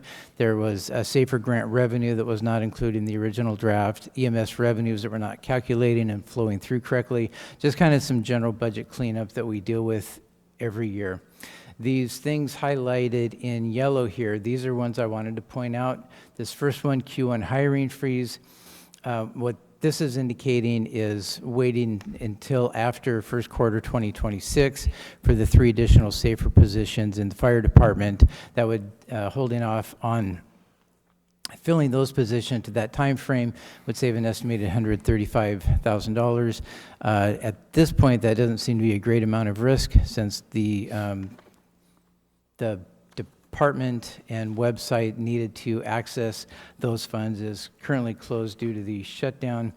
2025 unfilled positions, the mayor mentioned this in his budget message. So we have a number of unfilled positions open currently right now in the 2025 budget. Those were removed from the 2026 budget that removed $518,000 of budget.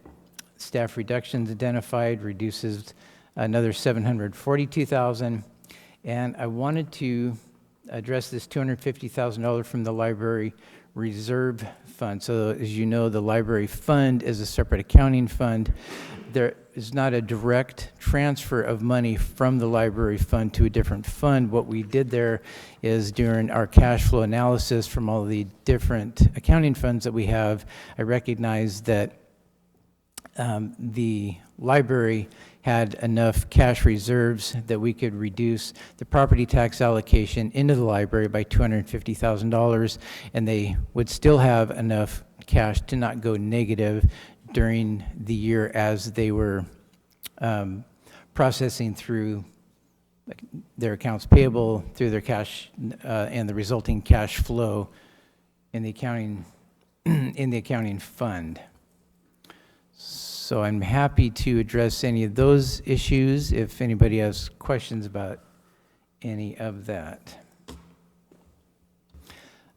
Next few items, I wanted to make clear, Council, I think, is aware that we have held our ER&R replacement charges at 50% replacement the last few years to try and conserve budget. That's been dropped to 0% now. So in the current draft for the governmental funds, there are no replacement charges being collected for future replacement of those vehicles used in the governmental funds.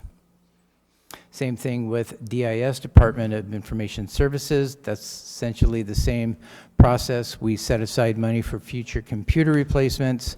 We dropped that to 0. In the governmental funds, that saved an additional $164,000. Overtime, significantly reduced by $150,000. And then this increased utility tax. So I wanted to point out these few bullets at the bottom of the page. There are some assumptions in the existing draft budget that will require council action beyond what we're doing through this budget review process. The first one's 1% property tax increase. We talked about that at the revenue hearing on October 6th. We've talked a number of times about potentially increasing utility tax to the water, sewer, and storm sewer charges. I know we talked about this at the retreat and at various times throughout this budget process. That would generate an additional $613,000 into the general fund. It's identified here. The last bullet here, while not affecting expenses, I will be bringing back a proposal to council to freeze our rainy day fund at the level that it's at now. As a reminder, our rainy day fund is based on 17% of the most recently completed year's non-capital cash expenditures. What that means is we remove non-cash expenditures like depreciation. We also reduce capital because that generally has associated revenue streams associated to that capital project. Based on cash flow projections right now, that would save over $400,000 in cash that would leave that in operating cash and not restrict it in the rainy day fund. Now, I went through a lot there. I'm happy to answer questions that council might have.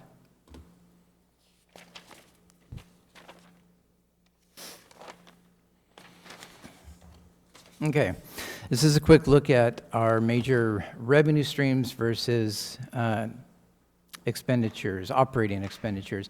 Our three largest tax revenue streams are property tax, sales tax, and utility tax. Those three revenue streams make up roughly 85% of the non-restricted tax revenues that we have. So looking at the past 4 years, 2021 through 25, the changes between those years, year to year, for those three revenue streams has averaged a 1.05% increase year over year. I removed the Prop 1 increase out of 2024 to try and keep that view looking at apples to apples. Overall, looking at our tax revenues, the increase was 2.7, but those three major tax revenue streams was just over 1% per year. That same time frame, operating expenses have increased an average of 9.9%. That's illustrated here in this chart at the bottom of the page.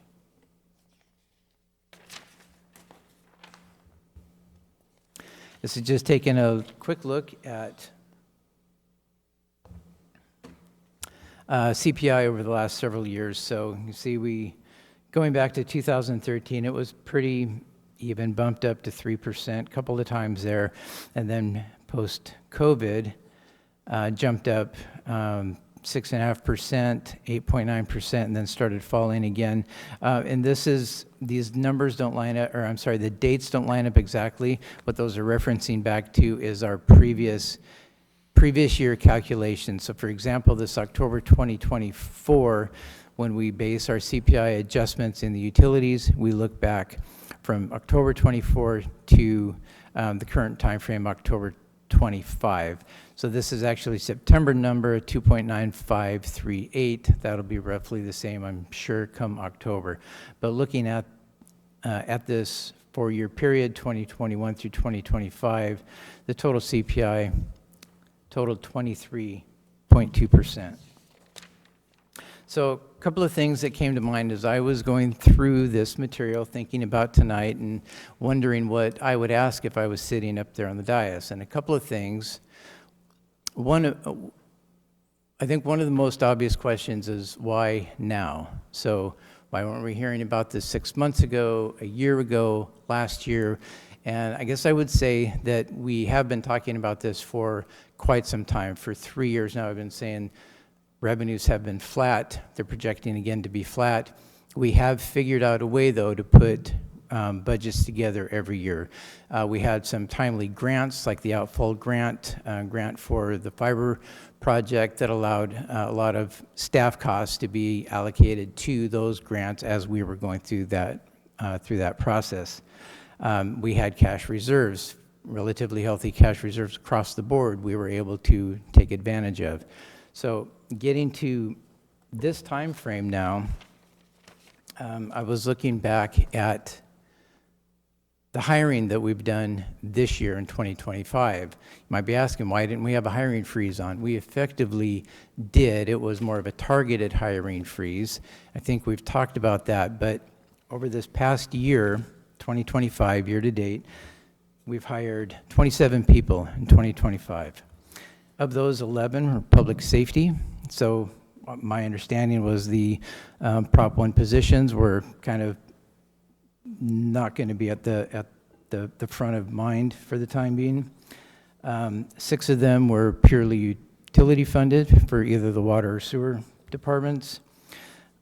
We had 2 that were general fund directly. One of them was in the building department, one of them was in fiber, and we had 4 that were partially tax funded, partially utility funded. And I think that adds up to 27. So we didn't have any new hires. They were all replacements. The vast majority utility funded. Oh, I'm sorry, the part I missed. We did have 4 hires that were part-time employees that were hired into the museum and library. But for the most part, we did scrutinize each of those positions that were put out to add. And in almost every case, they were utility or partially utility funded. The other thing about these revenues, I wanted to point out, it occurs to me that this is what a soft landing looks like. I started hearing that term after COVID, 2021 timeframe. I was here, as I said, in 2008 when we put together the 2009 budget. That was nothing like a soft landing. That crashed and burned for a couple of years, but then we started picking up again. We've been bouncing along pretty flat for 3 years now. I keep waiting for revenues to pick up, and they haven't. And we've finally burned through our cash reserve to the point that we can't go another year relying on cash reserves because we will be out of money next year if we try to do that again. The other thing I would say, maybe misery loves company, but we're not alone. All of the other cities and counties that I know of in this area are going through exactly the same thing. I've met with finance directors on the other side of the county recently, talking to my friend at the city of Mount Vernon. That was a few months ago. They were in exactly the same situation. He was saying exactly the same thing that I was, which is, I don't know what else to do. So that's how we got here. A lot of editorial comments by me, but I'm happy to answer any questions or hear any thoughts council may have before we get into the details of Public Works.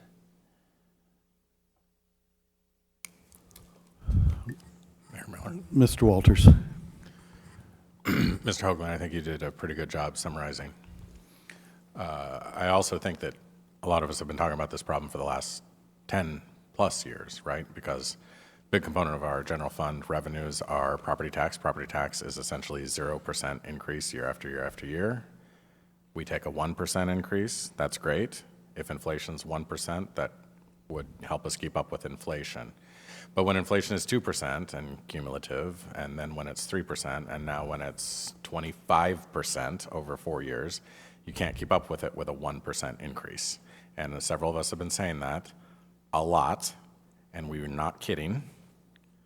And until the legislature changes the law so that the property tax total revenue can increase with inflation, inflation will just continue to chip away and reduce the amount of property tax that we receive in real dollars and the percentage of our general revenues that can be attributed to property tax.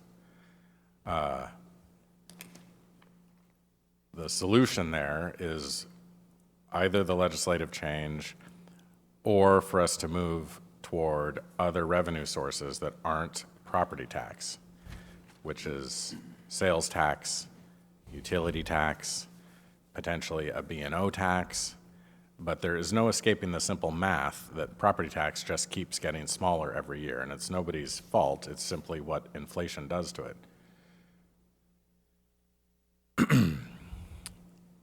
I wish that we had better options at our disposal, but without a lot more sales tax generation, year after year after year, we can't keep up with the property tax loss, and we can't keep up with increased expenses.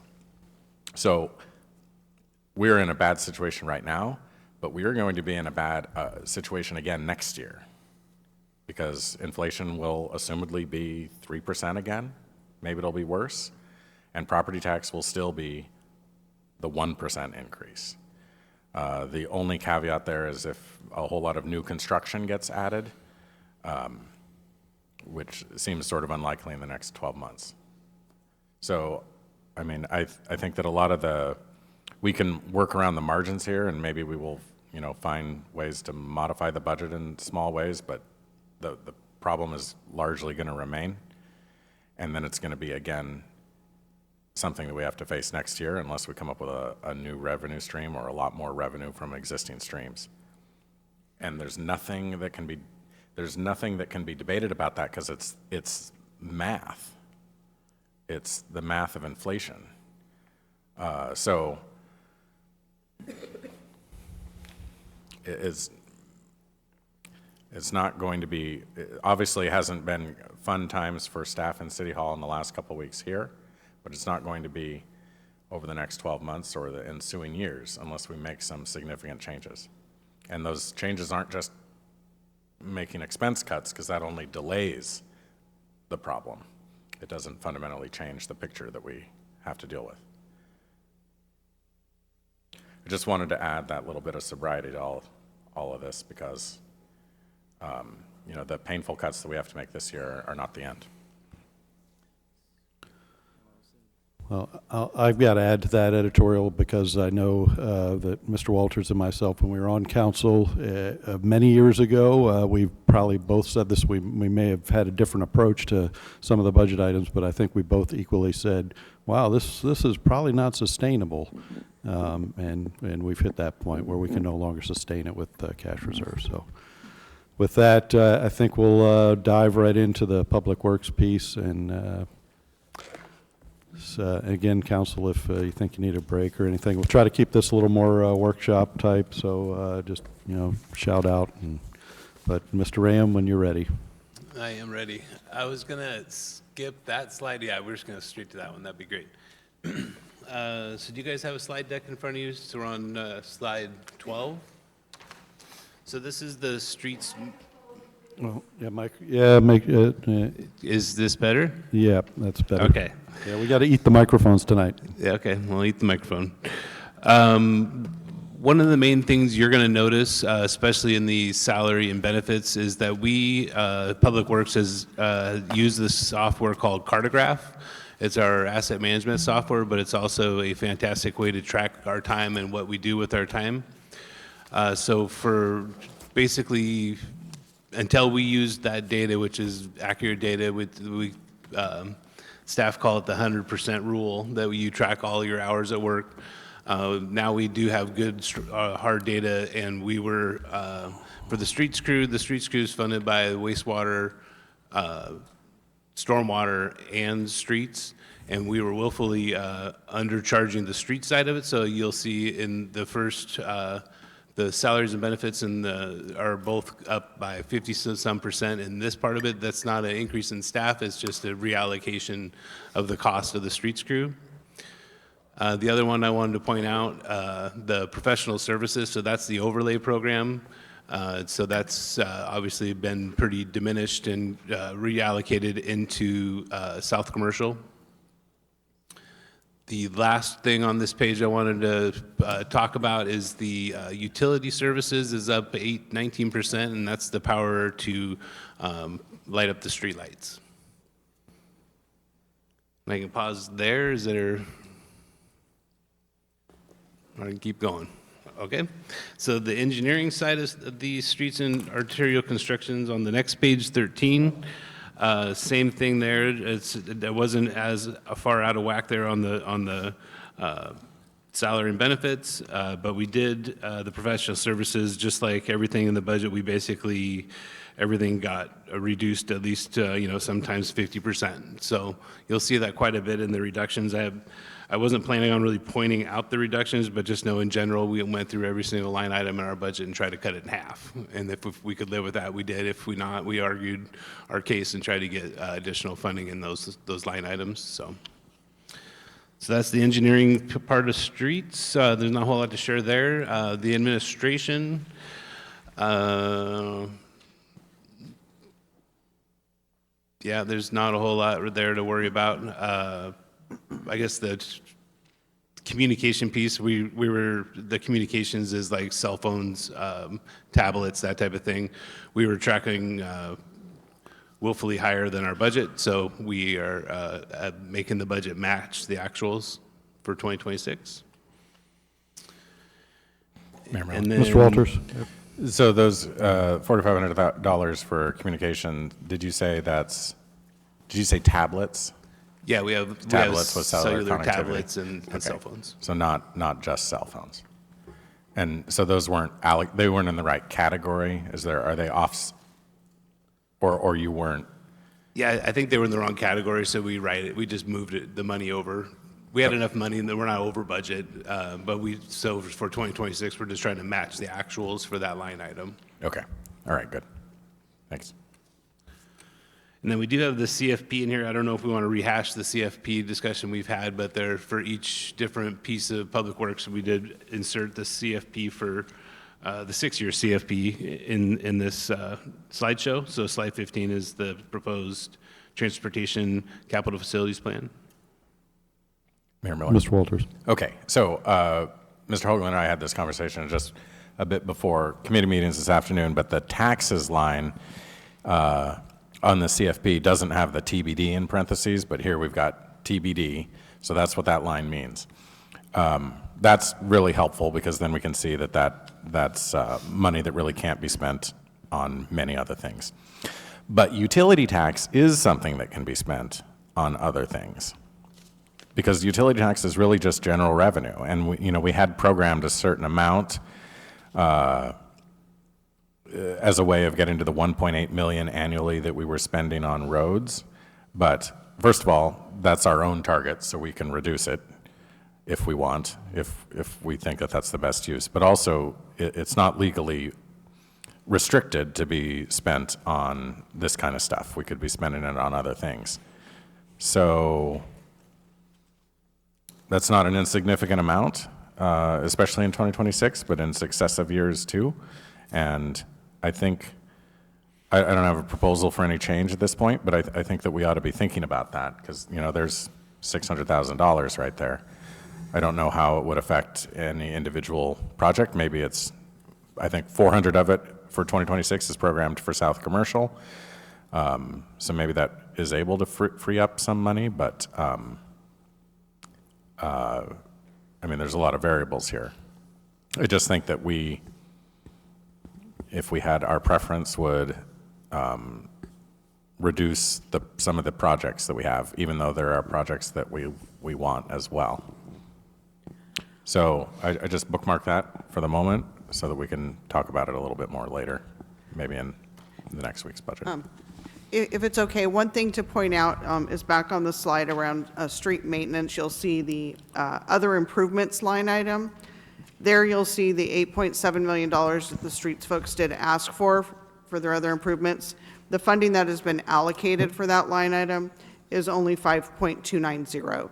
So that's one thing to keep in mind, is the information you're seeing on the CFP is going to be the fully funded view. But through the negotiations with the teams and the budget cuts that we've made, of their $8.7 million ask, they only received 5.29. And that'll be a consistent theme across So all the teams. will we get an updated view of the CFP then? That will be kind of important. It would be great to see both. Yeah, so we did not. We purposely left the CFP whole because we didn't want to go through and tell the teams which projects they had to cut. So the options were for them to go down a path of prioritizing internally based on input from the different committees as they stand today, subject to change, of course, and then come back if they needed additional funding each quarter or as work was progressing, and they looked like they were going to be over their commitment that they'd made currently. Yes. So you and Mr. Hoagland have both talked about that a couple of times, so I think I understand. I don't agree with that approach, though. I would prefer that we see the projects we're actually thinking we can fund with the new amount that we have figured out, but also see the ones that we can't fund, you know, this view, but also the view with the revised 5 point whatever million. I think I bet that a majority of council would want to have a hand in prioritizing those projects and deciding which ones we pursued. Ms. Moulton? Thank you. Ms. Peck, can you tell me again where it shows where the money was reduced? That was. Of course. So it should be in the email handout that you received. It's on slide 12. The row to see that on is other improvements. And you'll notice that the 26 budget requested aligns with the current CFP view. However, the 26 budget allocated is the lesser amount. Okay, I see that now. Thank you. And I also want to say I would agree with Mr. Walters that I think that the 2026 capital improvement proposals, I think it would benefit us all if we as a council could talk about those and what our priorities are. I don't know that those should be made, and those decisions should be made strictly internally by the Public Works Department. I think this is something that's going to affect us all as a community. Mayor Miller. Mr. McDougall? Question on the bottom half of this table, I guess the funding sources, that still lists the full 8.7. So if the actual sort of allocated funding is 5.2, how is that broken out across the kind of 7 categories? Okay, so it's. And can we just see that like on the next? Yeah, so I will go to the podium and then I will also point you to your attachment in your email. The line item detail is where you'll see the amount of funding that we actually allocated. I'm going to go ahead and show an example just so everybody can see how it works. And Mr. Hoagland has the answer. It's REIT of 1.3 is what they got, and then a bunch of grants. So I think I'm hearing from council that email may have just gotten through to the council.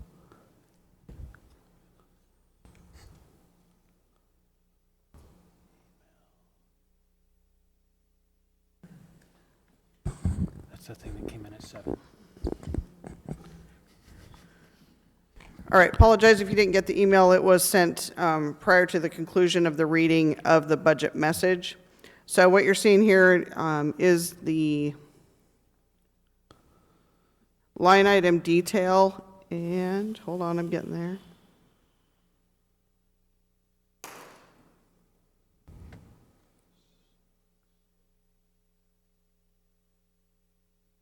All right, so the streets CFP is on page 8 of 14 pages. And what you'll see here is an allocation of almost $8 million in grants. So the thought there was if they have a project that's identified to be fully funded via a grant, then that is okay to move forward. For streets, you'll see we have a different allocation for streets and sidewalks. Those two amounts together, so it's 1.35 million and 150,000, is a REIT allocation to streets. And you'll see where any kind of tax funding is the funding source for a project.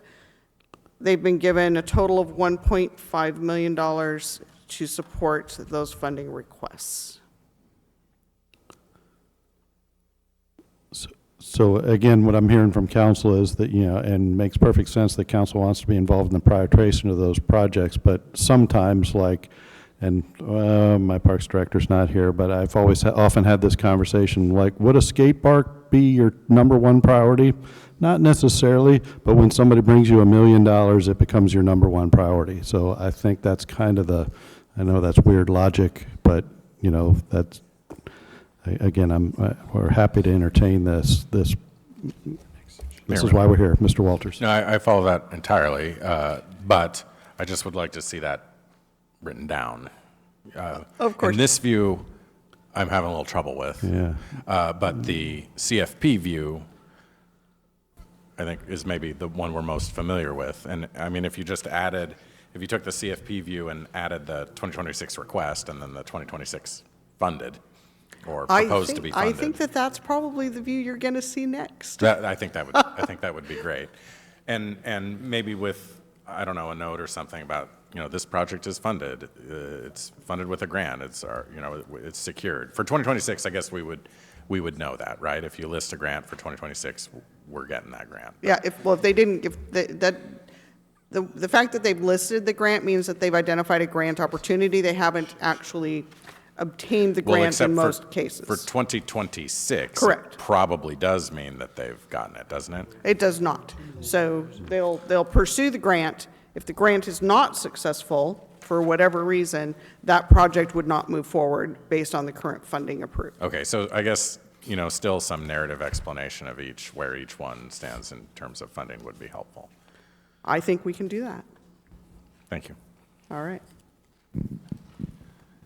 It is also a classic issue of capital projects that they do lap over a year really easily. I think South Commercial is a great example of that. So just kind of every keep other that in major mind, project too. is a big example of that. All the projects I've worked on since I've been here, Mayor, yeah, they've been multi-year. It just takes the time that it takes to design it and get it ready for bid and then build it. So just kind of keep that in mind. A lot of these projects are not just one and done in 2026. Okay, are we ready to move on to the slide 16, which is the ER&R operations, sanitation, and facilities? So if you go to slide 17, I didn't have anything really here to highlight except that we just took a lot of cuts. This is general fund.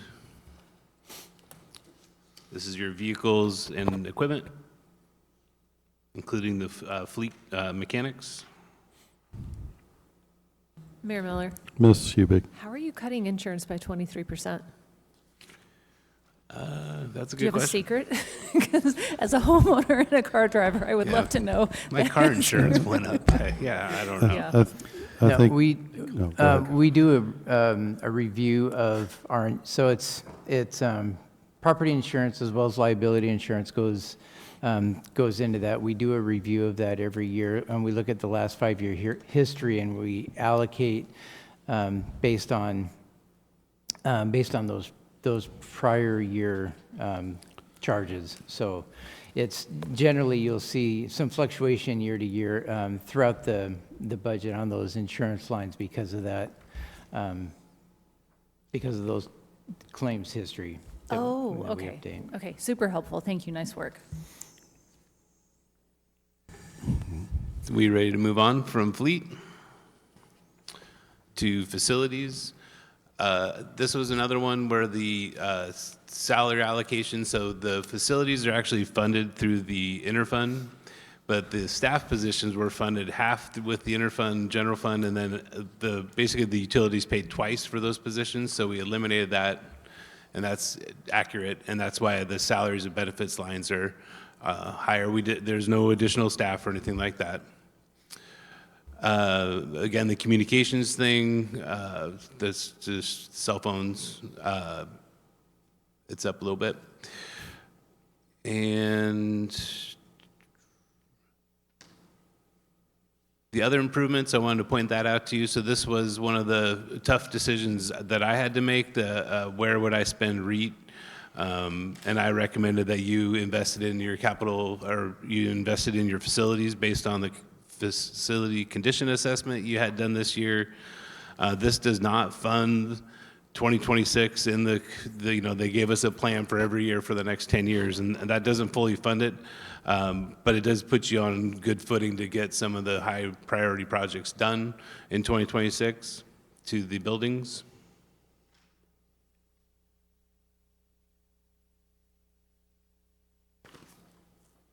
All right. Moving on to the capital facilities plan, 6-year plan for the facilities.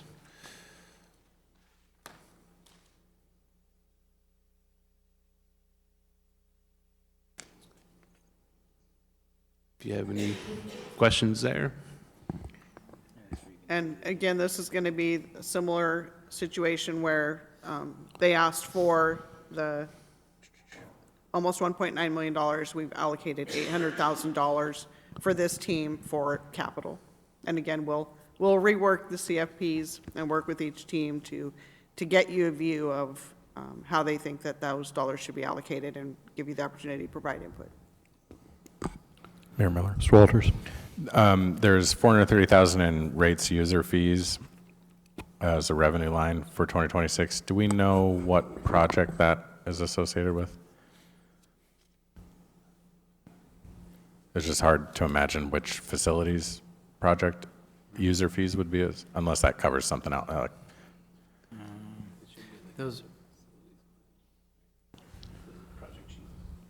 Yeah, it should be. So.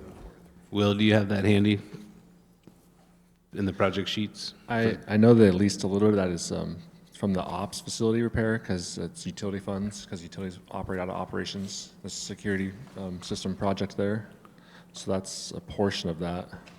I think that's what those bullet points 1 and 2. So when those items are split, when facilities works on those utility items as well. So in this case, some of these are split between governmental buildings and utility buildings, and that's where that funding source for the utilities would be in that form of charges for service or user So fees. facility ops repair projects, that's probably the project that is drawing on. It's both those labeled number 1 and 2 with the blue 1 and 2. dots. Ops equipment heated storage. So the Okay. heated storage is partially out of the sewer fund because it's going to store sewer vehicles. Okay. And the other All right. one is because of the security system with the water system parts and inventory there. But equipment heated storage is used for more than just sewer, that's why it's with ops? Is that? Yes. Okay, all right.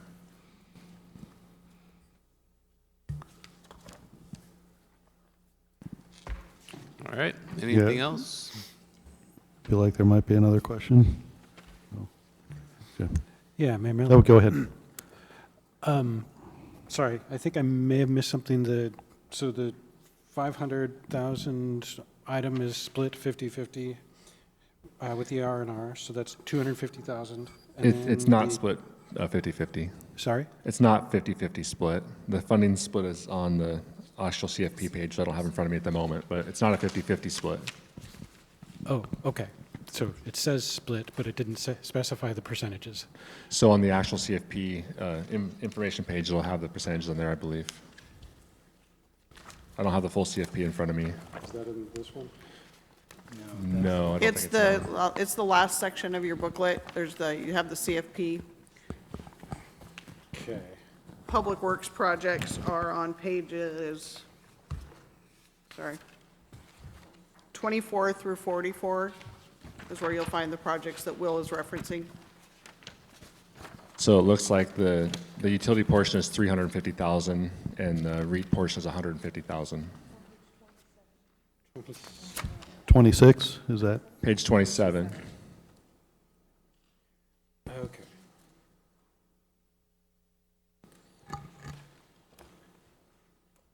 Got it. Thank you.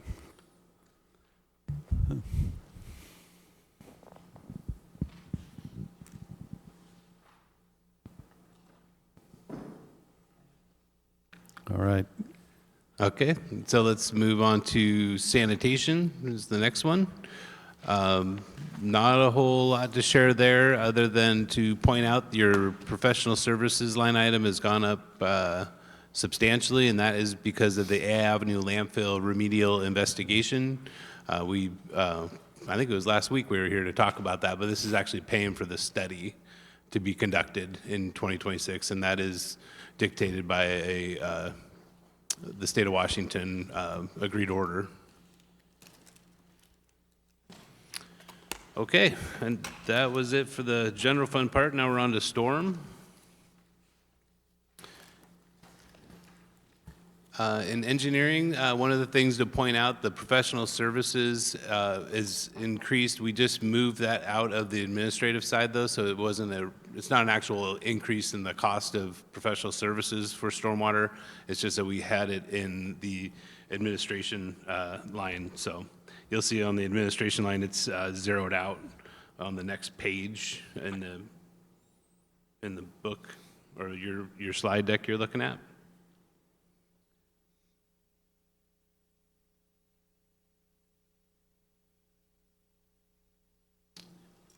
Moving on to administration, I didn't have anything else really to point out to you other than that the professional services was zeroed out and moved over to the actual engineering side of the budget.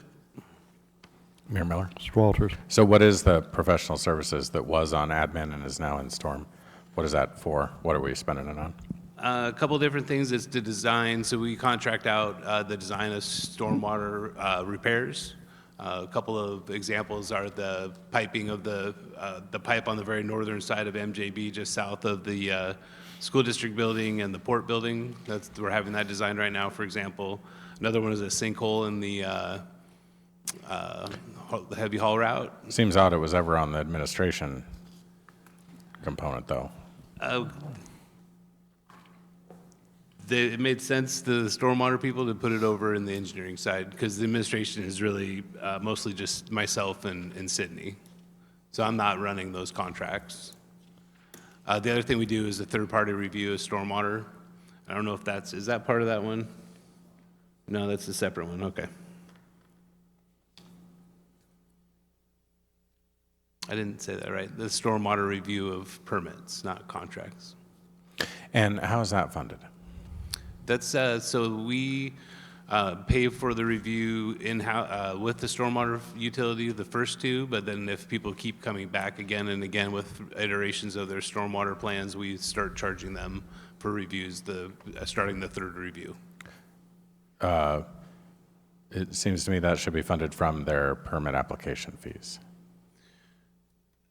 So we used to not charge at all, and then we started charging to encourage people to do a better job on their stormwater permit materials. So that's why the first two are free. But are we recovering any of that cost from applicants? We haven't been, no. No? Not to date. Okay. Well, there's an opportunity. Yeah, you could do that. We used to do it with staff in-house, but I preferred to have a licensed engineer. Well, and that's a separate question. It's just that review should be covered by application fees, in my mind. So that may require an amendment to our fee schedule, but. Yeah, we can look to work with the team to potentially update the unified fee schedule that'll come to the council later in the process. Yeah, thank you.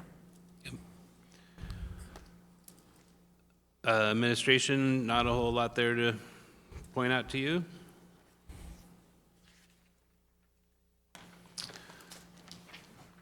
And then the last page, this is the crew, and there's not a lot to point out there, except for, I wanted to draw your attention to the taxes. So when we collect utility taxes, it goes to the utility, and then the utility has to pay the general fund. So this is assuming the increase that's been proposed to the utility taxes on stormwater, and that's why you see that 26% increase there. It's just the stormwater utility paying that money collected to the general fund. Okay?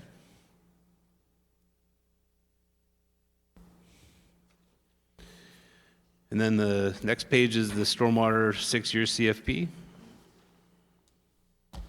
And on the other page, you can see we asked for 1.1 million and 850,000 is proposed.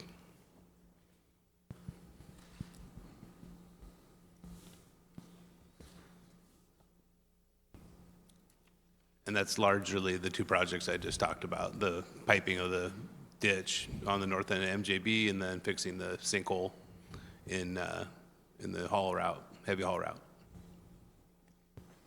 Mayor Miller? Smolten. Sorry, Mr. Reum, I didn't quite understand. So you said you asked for 1.125 million, but that's what you're getting, right? So I No, think I we're heard going to you get wrong. 850,000 is what the budgeted amount is. Okay, so If you where look am I at the seeing that? page, on page 24, Okay. at the bottom there says other improvements. Oh, okay, And thank it you. I says was- we asked for 1.125 and the amount that we could afford was 850,000. Okay, thanks. Yeah, and again, that's where we'll work to get it a little clearer, what we're used to looking at, the CFP. Mayor Miller. Yeah, Mr. Walters. So on the next slide, which projects will you do with the 850 then? The two at the top there, the storm line and the port heavy haul route, and then Yeah. the 17th Street pipe and Can- outfall Back to the repair. CFP Can you page. advance one? Oh, on we're the not slide? on the right Yeah, page. back to the CFP page. There we go. But those total more than 850. I mean, that's, I guess, the genesis of my question. Yep. They total 1.125. Okay, so going back to, sorry, Go Mayor ahead, Miller. yeah. Thanks. Yeah, so going back to the question, so what, I mean, because we're just, You we're, couldn't afford more than 850,000. So we're gonna- we're pushing both ahead as fast as we can, and when the money's gone, it's gone. Whatever legerdemain there you're pulling, can we do that with other parts of the budget too? I'm sorry, I missed the question. If whatever sleight of hand that we are achieving there, can we do that with a whole bunch of the rest of the budget? So I guess I'd point out that this is one of the funds that we'll be requesting a rate increase on. So just to support the 850,000, we're proposing a $5 per month increase in user fees. So And so you can't achieve the 850 without that? that's correct. Okay. So does that imply, though, that you really will only be able to do one of those projects? And obviously, it's going to be the heavy haul route? That would be my guess. So we have so the 17th Street pipe and the outfall, I mean, that's some serious permitting. I don't know how long that's going to take us to accomplish. We're still in design, but like we're literally going to build a new outfall and extend it out into so that the future promenade is able to connect to, instead of having build a bridge that's sideways on the shoreline, which I highly don't recommend, but to have that all filled in and that you can have a trail that's on land and not a bridge. But yeah, that's going to take us some time. I hope it gets done next year. We'll see how it goes. And by then, to be honest with you, we could just wait till 2027 to do the project. And then you'll have enough money. Yeah, except for the 2027 requests are more than the 2026 requests by $500,000. Yeah, we'll just keep pushing them out. Yeah. That's all we can do. Most of those were in the 2026 budget. We pushed them out in 2027. We're just, the financing strategy that we came up with was a $5 per month increase, which would generate enough to get, A little closer, Steve, you got to eat the which microphone. would generate enough to get one of those projects done. Then we move into 27, there's going to have to be prioritization of those projects. Simply can't afford everything that's in the CFP year to year.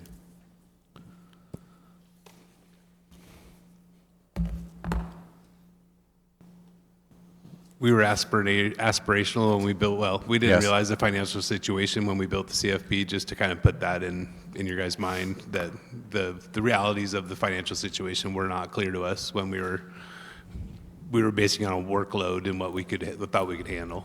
Well, and I think importantly, half of the financial situation are the needs that don't get funded. So it is critically important that we see those. So thank you for that. Yeah, just for the public too, we took the step and built a plan for each one of the utilities as well as the transportation system and the facilities. So you have a lot of information about stuff that needs improvements, probably more than you ever probably have. And it's all brand new, current information. So that's why we built the CFP, and then the realities of finances came into play.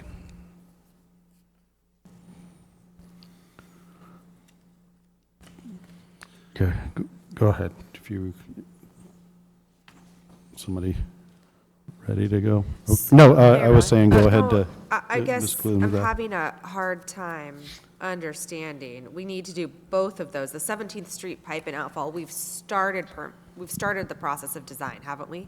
Yeah. And yeah, that's you really funded got to it. get done because we have also a road that's sinking next, like, that goes across it, right? No, that was more so to encourage the to get out of the way of the MJB Right. property. We needed to pipe that because if they go to build, we have no access to that ditch. And Yeah, then I mean, so it's pushing that off another year doesn't quite make sense either. Like, they both need to get done. Are we looking for grants on this project? No, Or they're is- not no, grant we're eligible. just doing No. it. They're not grant eligible. Right.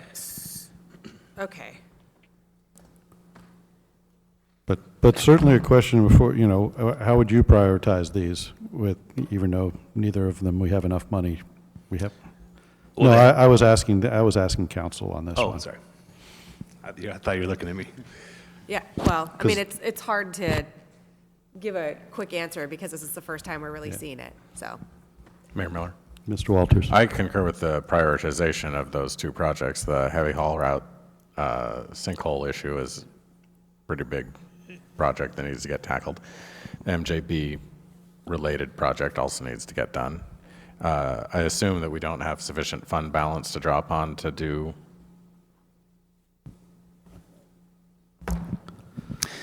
Yeah, that's correct. So I guess we can move forward if council, if it pleases council to move forward with that charges for service increase. We get into next year and we can monitor cash flow and see how the designs look, project out through the end of the year and make a decision at that point. So I guess that would be, I would recommend that approach, kind of a measured implementation. As these are project estimates.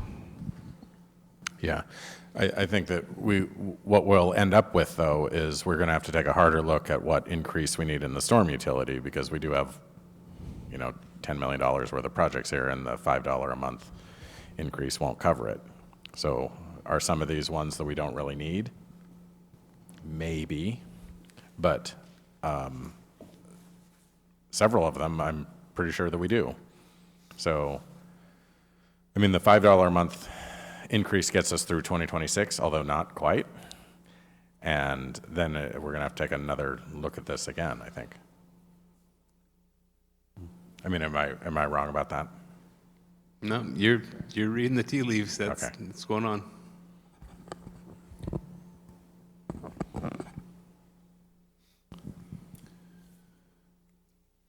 Okay, let's move on to wastewater.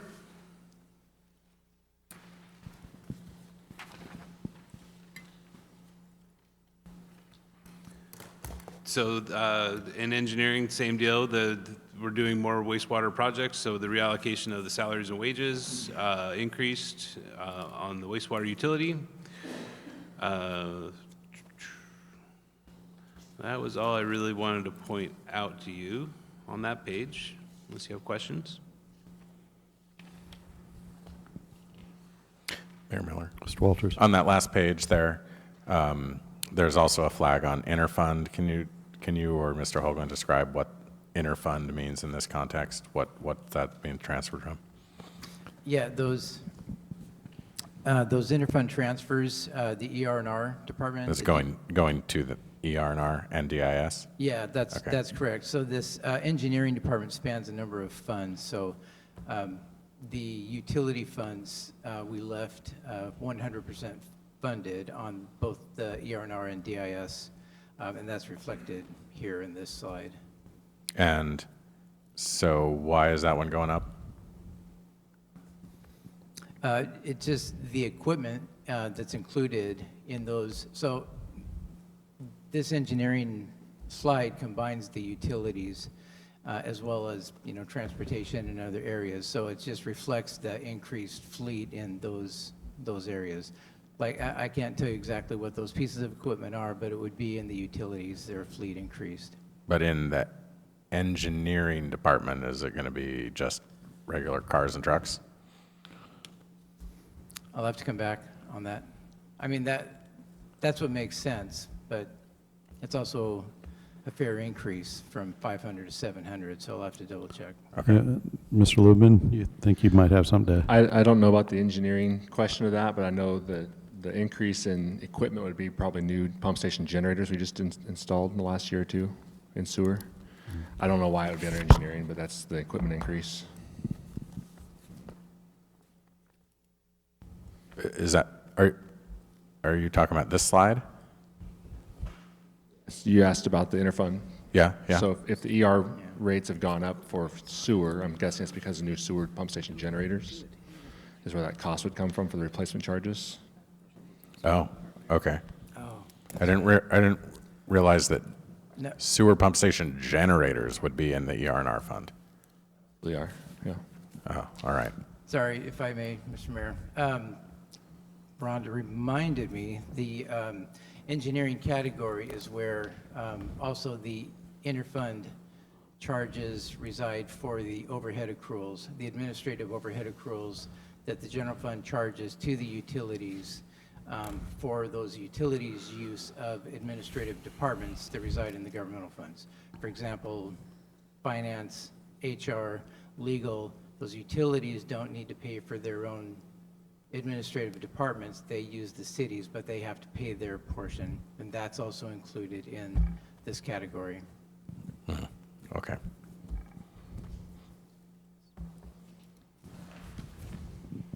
All right, moving on to the administration. A couple things to point out that jumped out at me.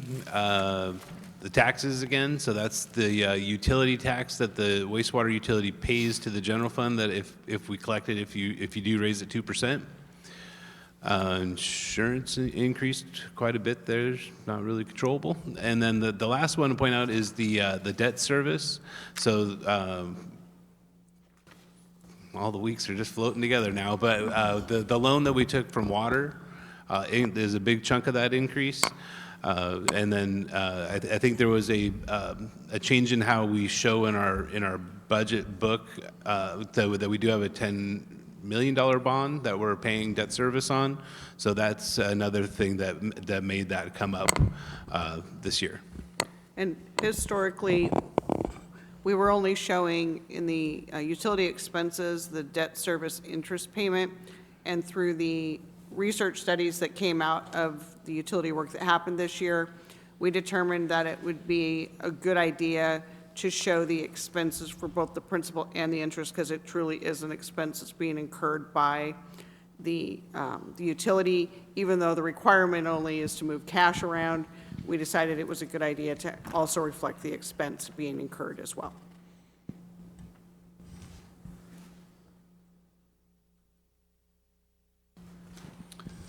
Moving on to the sewage collection sewage collection. Nothing really jumped out for me to point out to you. If you had any questions, or we're here to take them.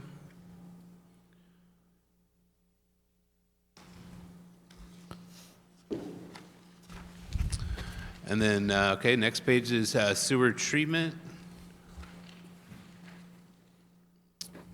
I didn't have anything really big to point out to you in this part. We do have professional services there. That's a lot to do with trying to figure out what to do with the sewer treatment plant as it ages, especially kind of the closest thing to come is the solids handling and our incinerator. So there's a little bit of increase there in professional services to get a game plan, a 10-year game plan.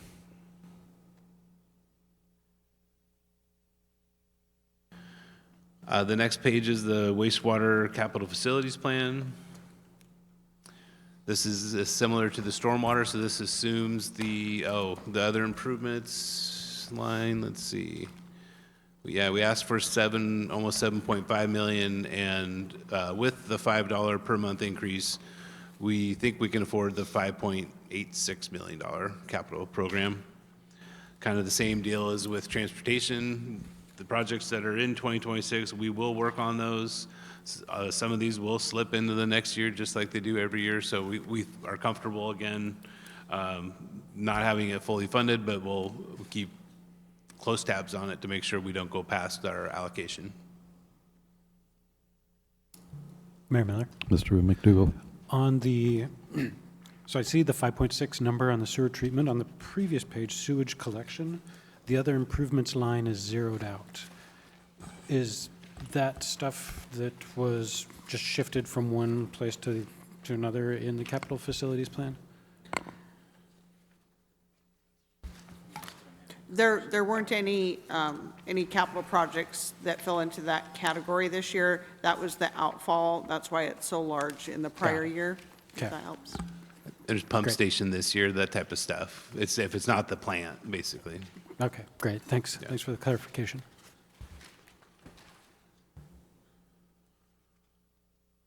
All right, we're almost there. Moving on to the water system. For engineering, again, I didn't have anything really that jumped out at me to share. We just took a reduction as much as we could. Administration, again, the utility tax going to the general fund from the water fund.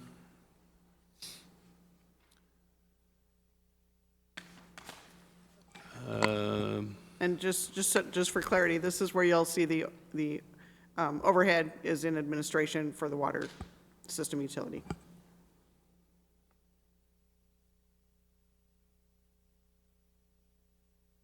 So moving on to water maintenance, I didn't have anything that really jumped out at me to talk about.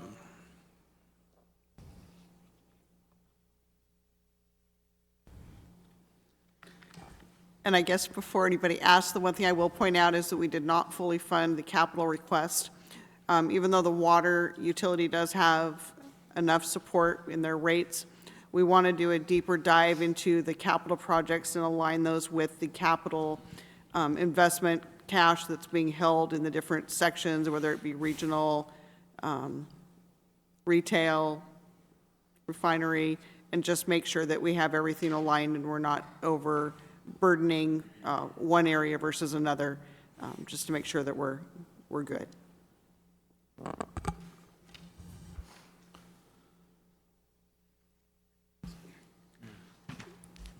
The water utility revenues are solid, by the way, but there was some parity issues with the budgeting, so we wanted to, we could have not cut stuff, I guess, but at the same time, it just seems, it's not unfair, but it's just heartless, I guess, to be like, oh, we don't have to take a cut here, so we're not gonna.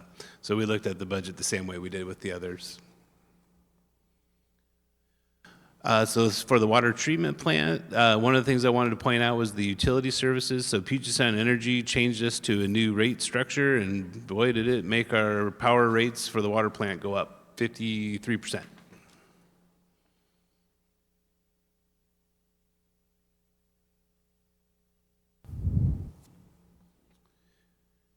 Mayor Miller? Yeah, Mr. Young. Thank you. No, Mr. Ray, that rate increase, was it expected? I know this may not be the platform for that, but that seems shocking. And I was just wondering if there were negotiable terms, or was that just non-optional? Yeah, the Puget Sound Energy has a, boy, what do they call it? A schedule. So we were on a schedule that they'd like to retire, and we said, no, we want to stay on our schedule, and then we got our bill. And it was like, I think $200,000 a month more than we paid the prior month, and so then we said, okay, fine, we'll go on your new schedule, which is 50% increase in the power bill. So no, we weren't expecting it. Puget Sound Energy didn't ask our opinion about it. We tried to stay with the schedule we had because we thought that would be similar to our cost now, and that didn't work out. So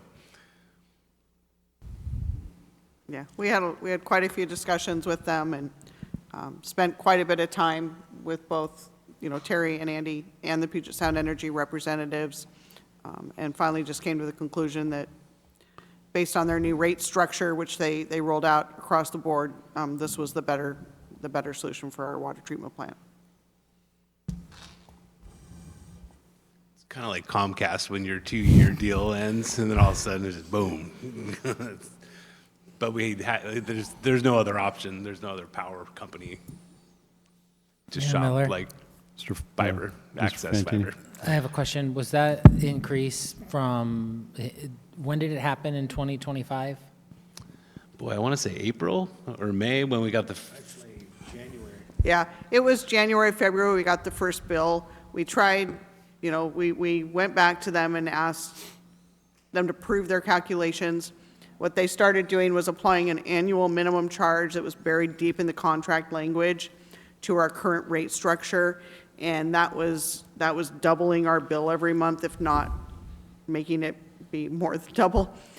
So we did work with them. They confirmed their calculations. It took a bit of time. And then we negotiated to go to this new rate structure and get a little bit of forgiveness on some of the previously incurred annual minimum maintenance charges. Thank you. And not to kick a dead horse, but yeah, what they did was, since we were a lot more efficient with our power, they were billing us for not using enough.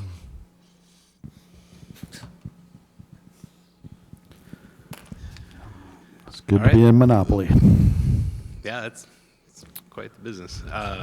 So the last page is the water system CFP, and that's the end of our presentation. If you have any questions about the CFP, though.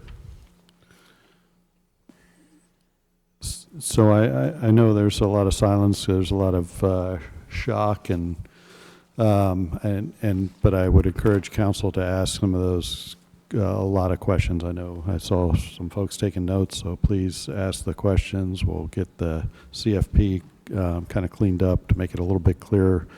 And yeah, thank you very much. This is the start of a months-long process, and appreciate the attention. But I'm guessing, council, after 3.5 hours of meeting, that maybe you're not. We're going to keep putting that other agenda item on. I know Ms. Shue and Ms. Swetnam will be mad at me again for that one, but I'm thinking that the council procedures item 7F is not something council's interested in digging into tonight. Okay, with no objection to that and no further business for the council, I will adjourn tonight's meeting.